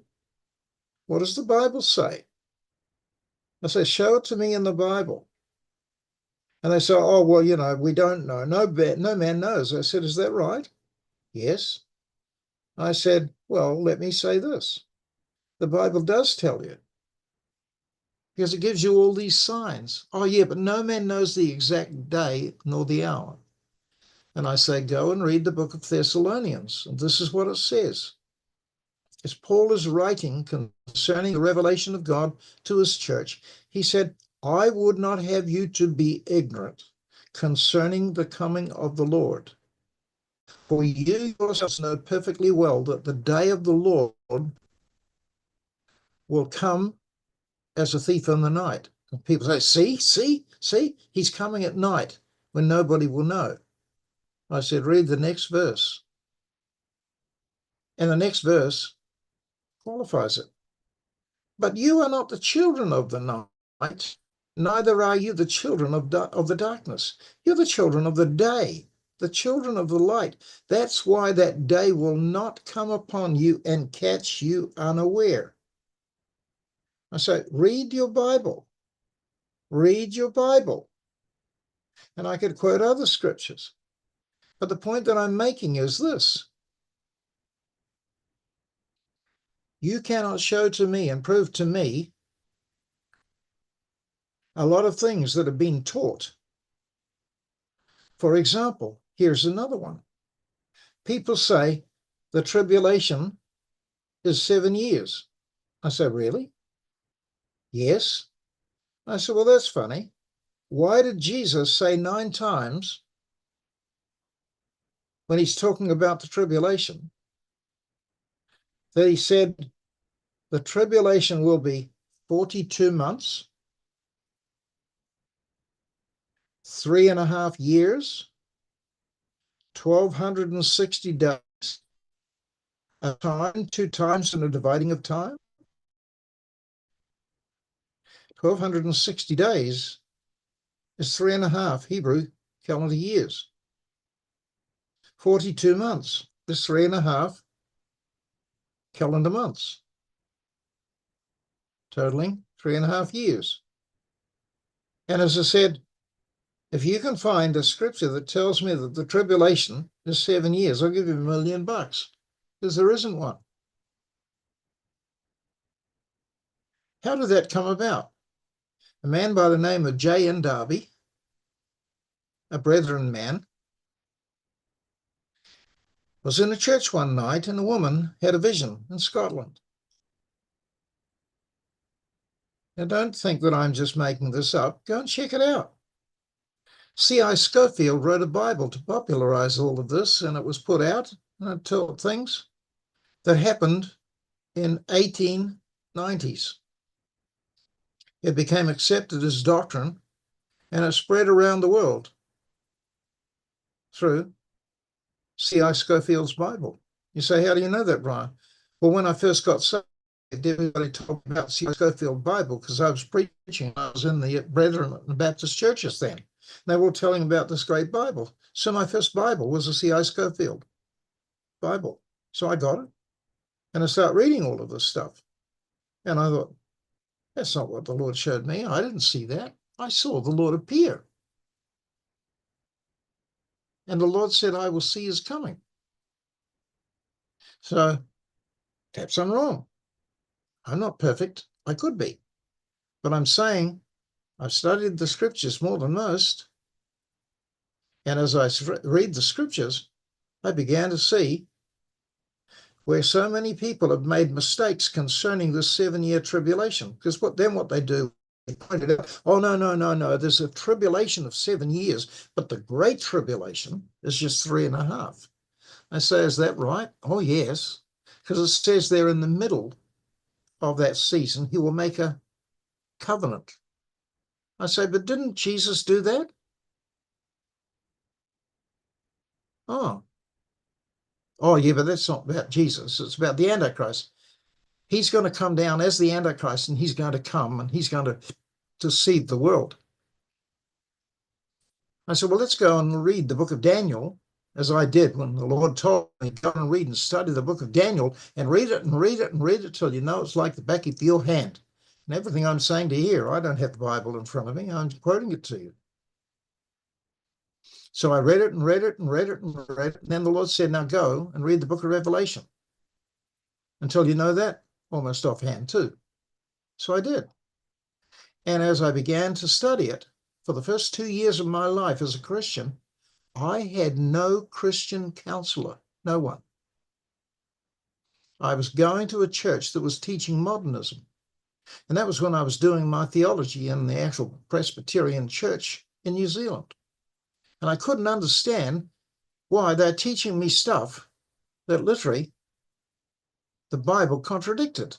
And when I found and realized what was going on, they're telling me when he would get you into your finishing course in Bible in the college, Knox Theological College in Dunedin, and I suddenly realized Professor Lloyd Gehring, who was going to be my senior lecturer, he made a statement over Christmas after 2 years of me being involved in it.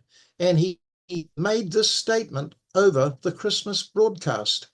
Many people believe that Jesus rose from the dead, but I am confident that the bones of Jesus live and exist upon this earth somewhere in Israel to this day. And then I began to realize he didn't believe in the resurrection. He didn't believe in a lot of the things of Scripture, and all the stuff that I was being taught mostly came from his theology.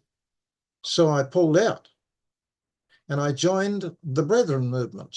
And that's where I came in contact with the whole of the doctrine of C.I. Scofield.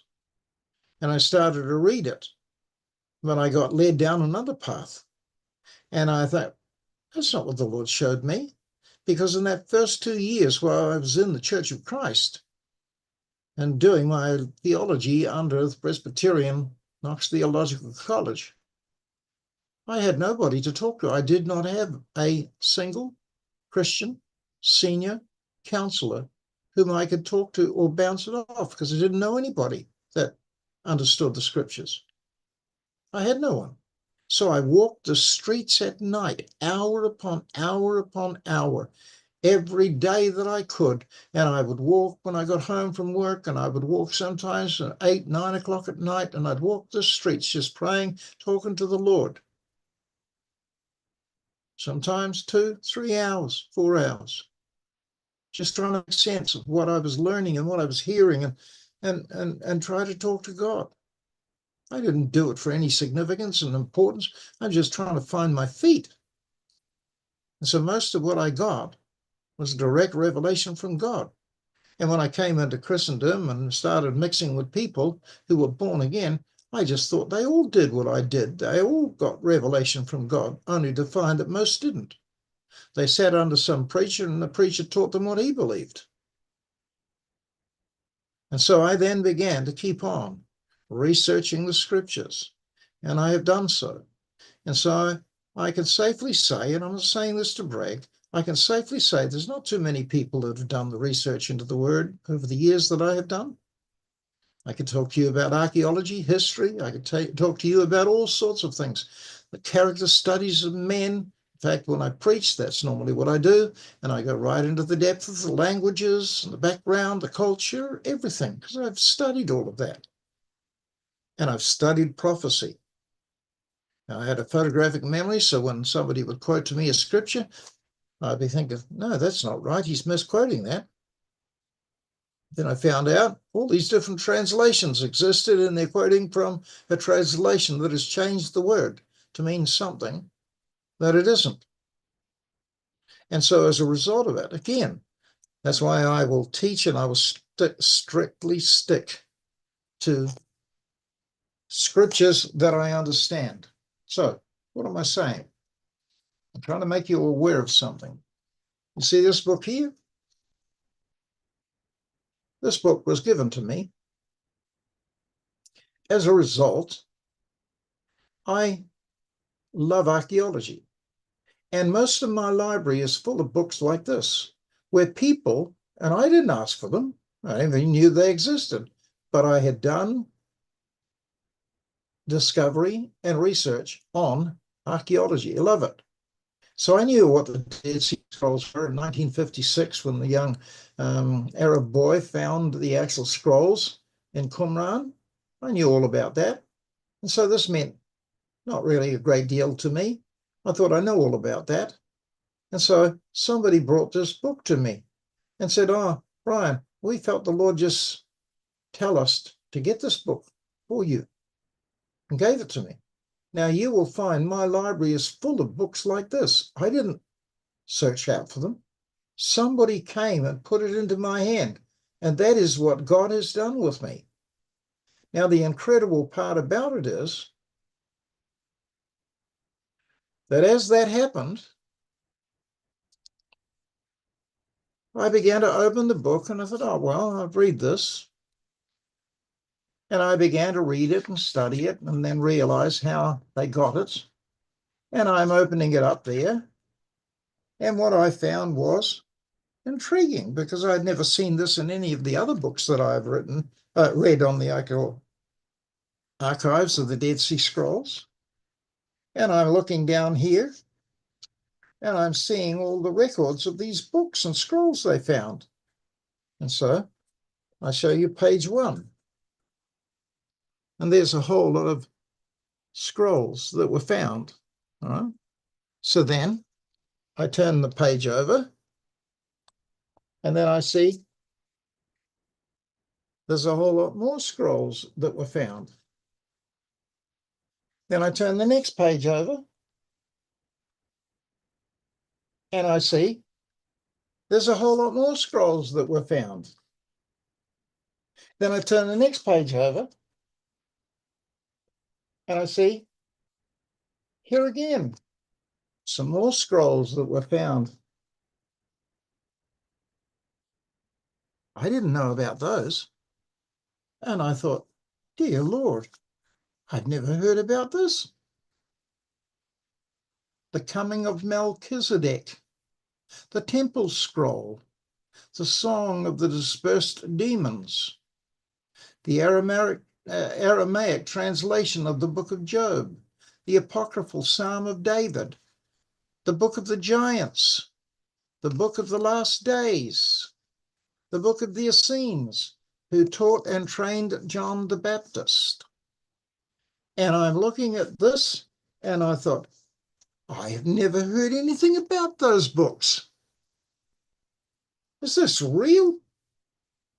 And I started to study. And one day I picked up the book. And as I picked it up, the cover fell off.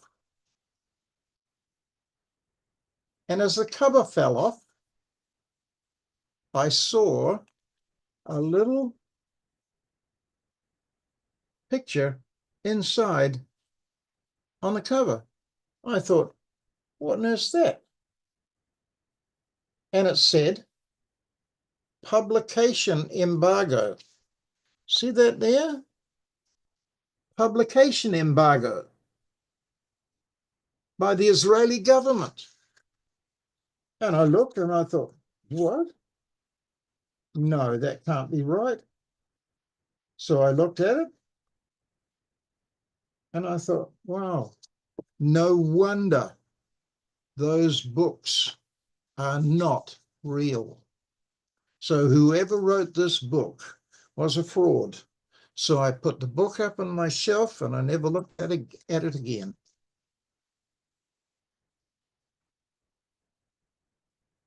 Then one day in 2019, I'm sitting here at this same desk in front of my computer, like I'm doing now, and I'm just looking at archaeological studies, and I see a rabbi comes on and he starts to talk about the Dead Sea Scrolls. And I'm looking at the side and I see that Tom Horn, who was literally in heaven now, died last year. Tom Horn, Steve Quayle, myself, were going to be running a big conference in Hong Kong, an international conference that I was organizing. And as a result of it, I had set them all up and we organized for the three of us to speak there. And I was in the process of trying to get it all set up and then make it an international conference. So I had it in a big studio that literally housed about 2,000-3,000 people. And we were heading toward it, but we never got it off the ground. But suddenly, as I'm sitting there this night, and I see this rabbi, Josh Peck, pick up this book and start speaking from it. And I thought, that's the book that I've got. And he's a rabbi. And I thought, what's he doing? That's heresy. And he picks it up and then begins to explain that a lot of the actual rabbis did not want this book released because those scrolls, they had managed to keep them from the public because they talk about the Messiah, Jesus Christ. And the book of the Essenes is in this manuscript. And when you read it, it's interesting because I'll just show you some of the pages. And so it talks here, for example, on battle engagements and things like that. Let me pick a better one. It'll get it. There we are. There's a better one. The Book of the Giants. Oh, fell open at that one. So that's an interesting book. It names them all the fallen angels. And what you see, so I can bring it in so that you've got a bit better focus, you'll see these little gaps down here, you see? I'll put it up near the camera. And you see these little gaps, missing words in the manuscripts. So there are gaps. But when they found more scrolls through those years, they were able to fill in the gaps. And the actual books in there are talking about the Messiah, Jesus. And when you go in and you look at the book of the Essenes that Josh Peck was talking about, you realize the Essenes were the rabbis that taught John the Baptist in the wilderness. And how 300 years before Jesus was born, they foretold his birth, how it would happen, and the day, the exact day in the Hebrew calendar that he would be born on, and when he would die, and how he would have a ministry for 3.5 years. And he would establish a new covenant and make an end of sin and open a way into the holiest of all. Oh, but the Antichrist is going to do that. No, he's not. Jesus did it. He spent 3.5 years of his life upon earth, and half of the week, of the final week, was fulfilled, and Jesus emptied the tombs and took them all back to heaven with him. And as a result of it, the first Advent was concluded after 3.5 years of his ministry on earth. He was caught up into heaven. Then there is the overspreading of abomination from the time of Christ till the time he returns at the end of the final 3.5 years. It is not the Antichrist that does that. It is Jesus who does that. And between the two advents, there's 2,000 years. You say, wow, well, isn't that interesting? When Joshua and them walked through the wilderness and walked into take the promised land, they had to first fight Jericho. And you go and read it. Joshua was told when the river Jordan was in flood. Now, I know the background because I've searched and researched it all. And the Bible says the river Jordan was in flood. And in that valley, it is known as the Jordanian Valley. The river, when it is in flood at that particular season of the former rain, the literal river comes right up. And as a result of it, it literally creates an ocean. And it is literally 22 miles wide where it flows back up. 11 miles deep as it backs up to in the Jordan Valley to the mountains, and it spreads out along the length of the river, 22 miles. It becomes an ocean. And the Bible says that the children of Jericho were standing on the walls where they used to have chariot races around. And all the people there in Jericho were looking out over the ocean. And they could see Israel away back on the other side. And they were afraid of Joshua. But they all said, nothing to worry about. The Jordan is in flood. But isn't it interesting? God always chooses the most inopportune moment to demonstrate his supernatural power. And he says to Joshua, this day is the day when you will cross over. And I'm telling you, when we least expect it, this is what's going to happen. You want a reference for that? Go and read it in 1 Corinthians 10. For the things that happened to the children of Israel as they were in the wilderness are the same illustration of the things that will happen to us upon whom the ends of this world will come. It will be done in such a moment that we will least expect. If you're not prepared for it, you'll miss it. And as a result of it, Joshua was told, assemble the people now. Because he said, tomorrow at this time, you're crossing over. And Joshua was standing there thinking, how are we going to do this? And the Lord said, this is how you'll do it. You prepare the Ark of the Covenant and you put it on the shoulders of the priests, the people of God, the leaders. And as they walk down into the river and as their toes touch the waters will part, like happened with Moses. And they will walk through on dry land. And as they come to the center of that river, which was 11 miles wide, so they come 5.5 miles out into the middle of that ocean, they made a little pyramid of rocks. You go and read the story. And then the Bible says that they, Joshua and his leaders, were to measure 2,000 cubits between the Ark of the Covenant as it was crossing on the shoulders of the priests, 2,000 cubits gap between the Ark of the Covenant as it was going across to the people who were to follow. Isn't that interesting? Because the church age is 2,000 years. And that ends 2030. Wow. Because when Jesus was Messiah, he served for 3.5 years, and then he was sacrificed. As a result of it, you'll understand, I don't want to go into it now, I don't have the time, but using the Hebrew calendar, it works out exactly.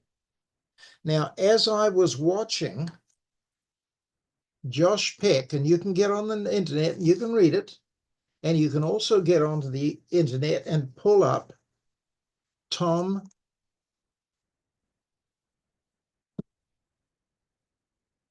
who was literally going to be a speaker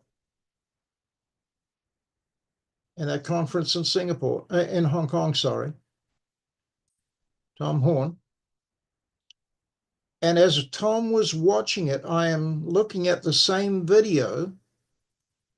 And Tom, in the list of those who were listening, he was watching it too in America. And immediately, Tom had died about 20 years before. And as a result of it, the Lord told him the date that a big asteroid would hit the Earth.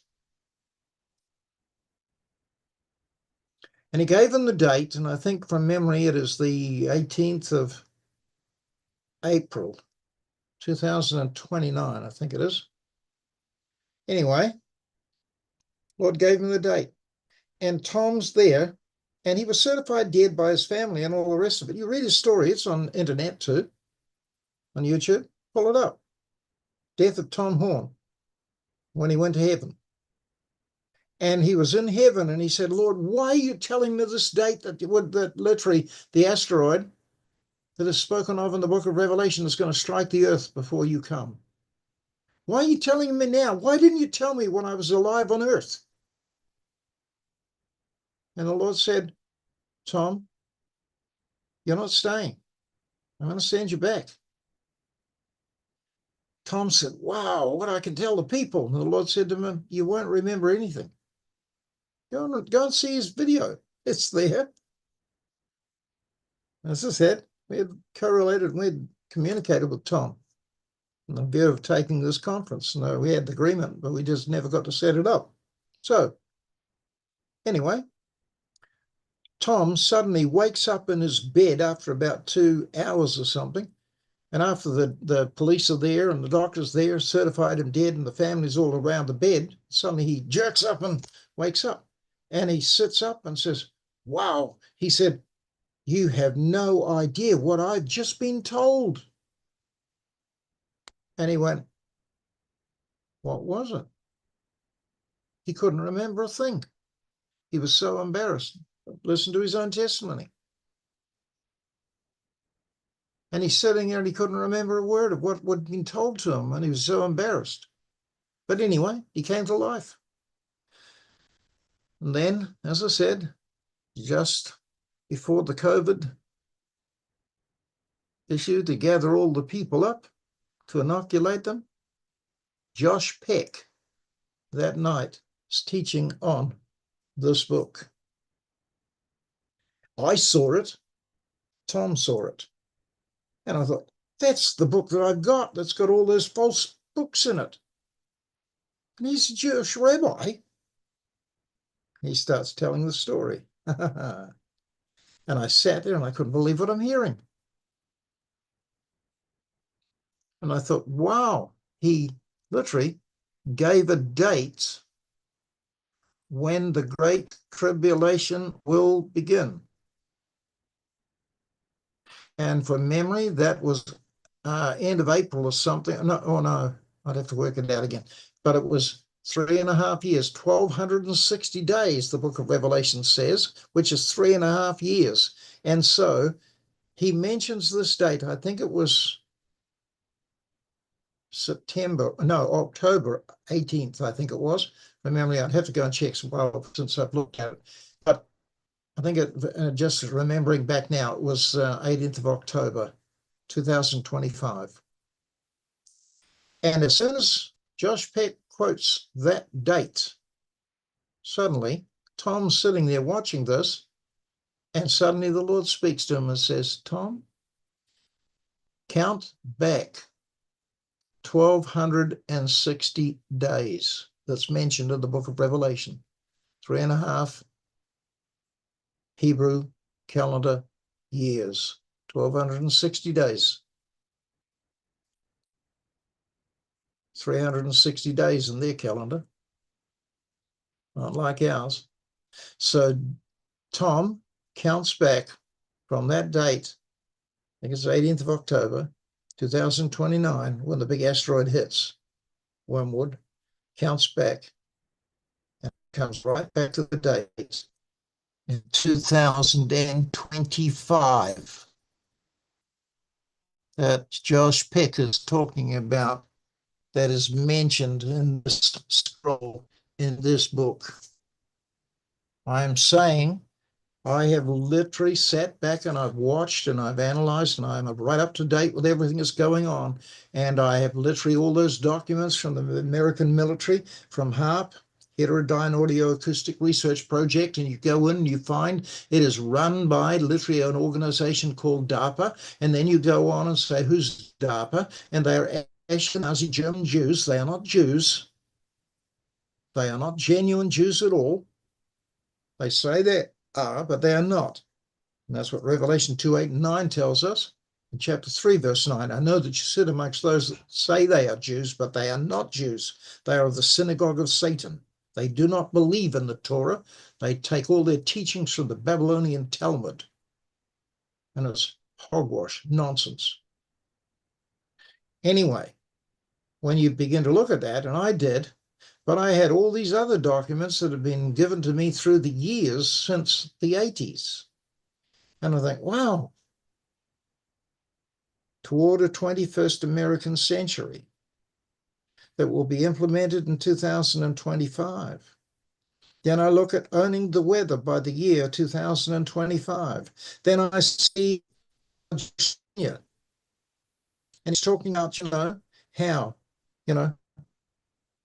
all of the stars tell the story, and they're right up with that. And as a result of it, he then starts making statements about the New World Order coming in. And then I start studying all of this stuff through the years, and I see it's all portrayed in the star signs. But people don't believe that. That's all satanic. All, that's zodiac. That's all demonic. I say, what rubbish. Go and have a look at the actual Hebrew reference of the book of Job, where it quotes, it's the signs of the zodiac, and have a look and see what the actual star signs are called. And it is the Hebrew word. And it uses a different word there. And you will actually realize God is saying, as he's challenging Job, were you the ones that created this? No, you were not. It was me. I was the one that created the crooked serpent and hung her in the heavens. I was the one that created Mazzaroth. Oh, Mazzaroth. Oh, wow. What's that? Go and have a look. It's the Hebrew word for zodiac.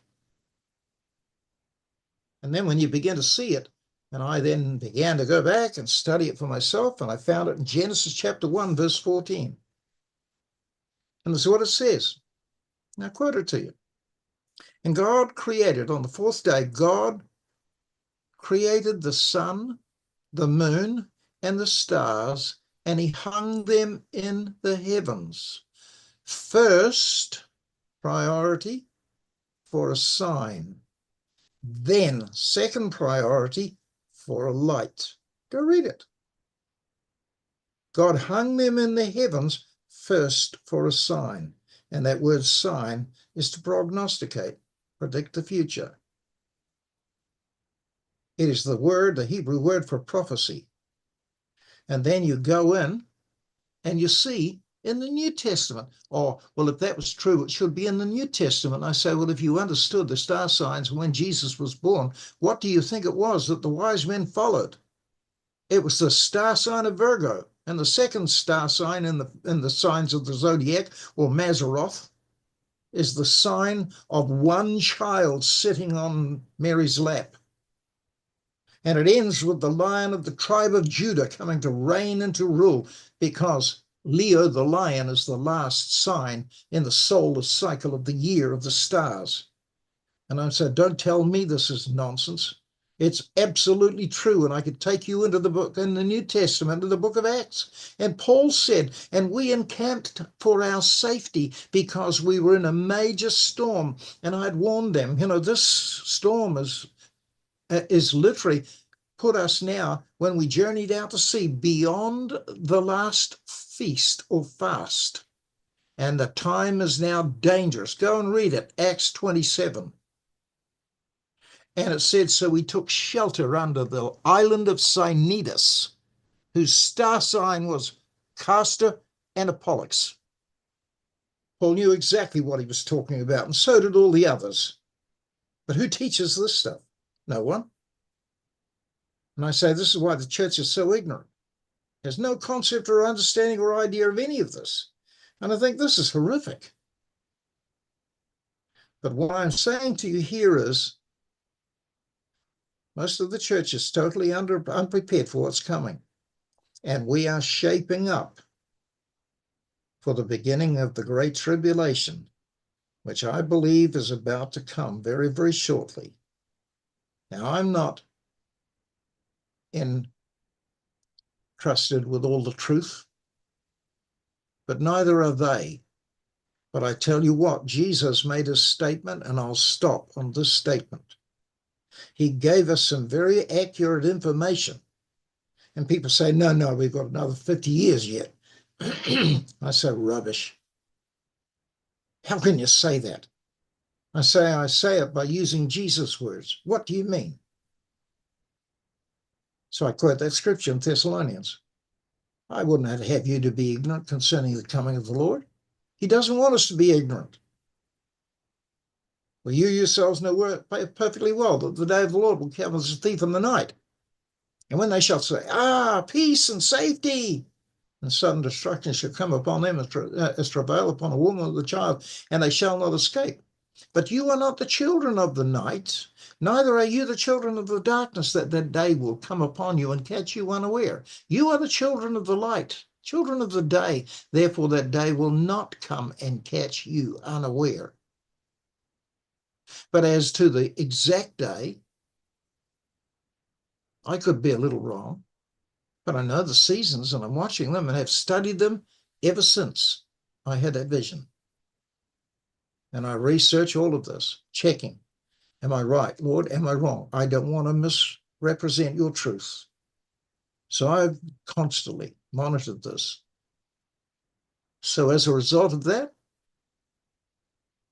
I look at all of this and I then begin to understand that Jesus talked about the things when he was going to come. And he made these statements in Matthew 24, Luke 21, Luke 19, Mark 13. And he said, when I come, it will be a time when you shall see Israel compassed on four sides by armies. Then lift up your heads, for your redemption draws near. So Israel had to be a nation. And Jesus said in Matthew 24, in the context of that prophecy, Israel being compassed about by armies, he actually said, when that takes place, and you see Israel compassed on four sides by armies, behold, I say unto you, that generation shall not pass, and all my words shall be fulfilled, and the end shall come. So, wow, Israel became a nation in 1948. And immediately surrounded on every side by other nations. So a biblical generation, originally before time started, before the fall, they lived to 1,000 years. So the one generation was 1,000 years. But then it was reached because of man's sin. So after the flood, men's days became 120 years. But then again, through the marches in Egypt and through into the wilderness, coming into the land, God said, man's years shall be 70 years and 10. And with the benefit and the grace of God, perhaps another 10. So it became either 70 or a maximum of 80 years is a biblical New Testament generation. And we understand when they're talking about one life from beginning to end, but there is another perspective that a generation can be 40 years, because that's when normally, the age of 40, when a man was able to marry and have children, started around 40, and then the next generation would begin. He'd have his children. So, but the biblical generation for life is 70 to 80 years. And you take 70 to 80 years and add it on to 1948, and you've got 2028 and a small season. And I'm saying to you, we need to wake up, saints, and we need to realize how close we are. And you're seeing all the things fulfilled now. And I could talk to you about many, many other things. So I just bring it all into focus and say, I'll leave it there because you've heard enough. But I could go on here all night if need be. Add more to it, but we'll pick that up at a later time. You've had enough information. Thank you, Peter. Thank you very much, Pastor Brian. And we've gone through a lot. We've gone through all the technology involved, all of the networking protocols and everything, which certainly have been designed for that specific purpose. If you have a look at the 802.15.6 protocol, that is for a body area network, specifically for sensors and that sort of thing around your body. That is a very real thing. It's what they will be using as part of any of the sensors that get implemented as part of what they have been implementing. So very important there. Very important information. And I absolutely agree that we are very, very close to the dates mentioned. And later this year, we'll see some preparation around that. In fact, a lot of people think that the Doge is about making the US government more efficient and making corruption sort of visible and all that sort of stuff. No, there is a third purpose, which has to do with continuity of government. It has been reported. So we have entered into the timeframes that are spoken about in the book of Revelation. We're in that window. We're in that time frame. Prepare your hearts, prepare your minds, and seek the Lord God in everything that you do going forward. When you face circumstances, understand that He has a path for your life. He has a plan for your life. Seek it in everything that you do.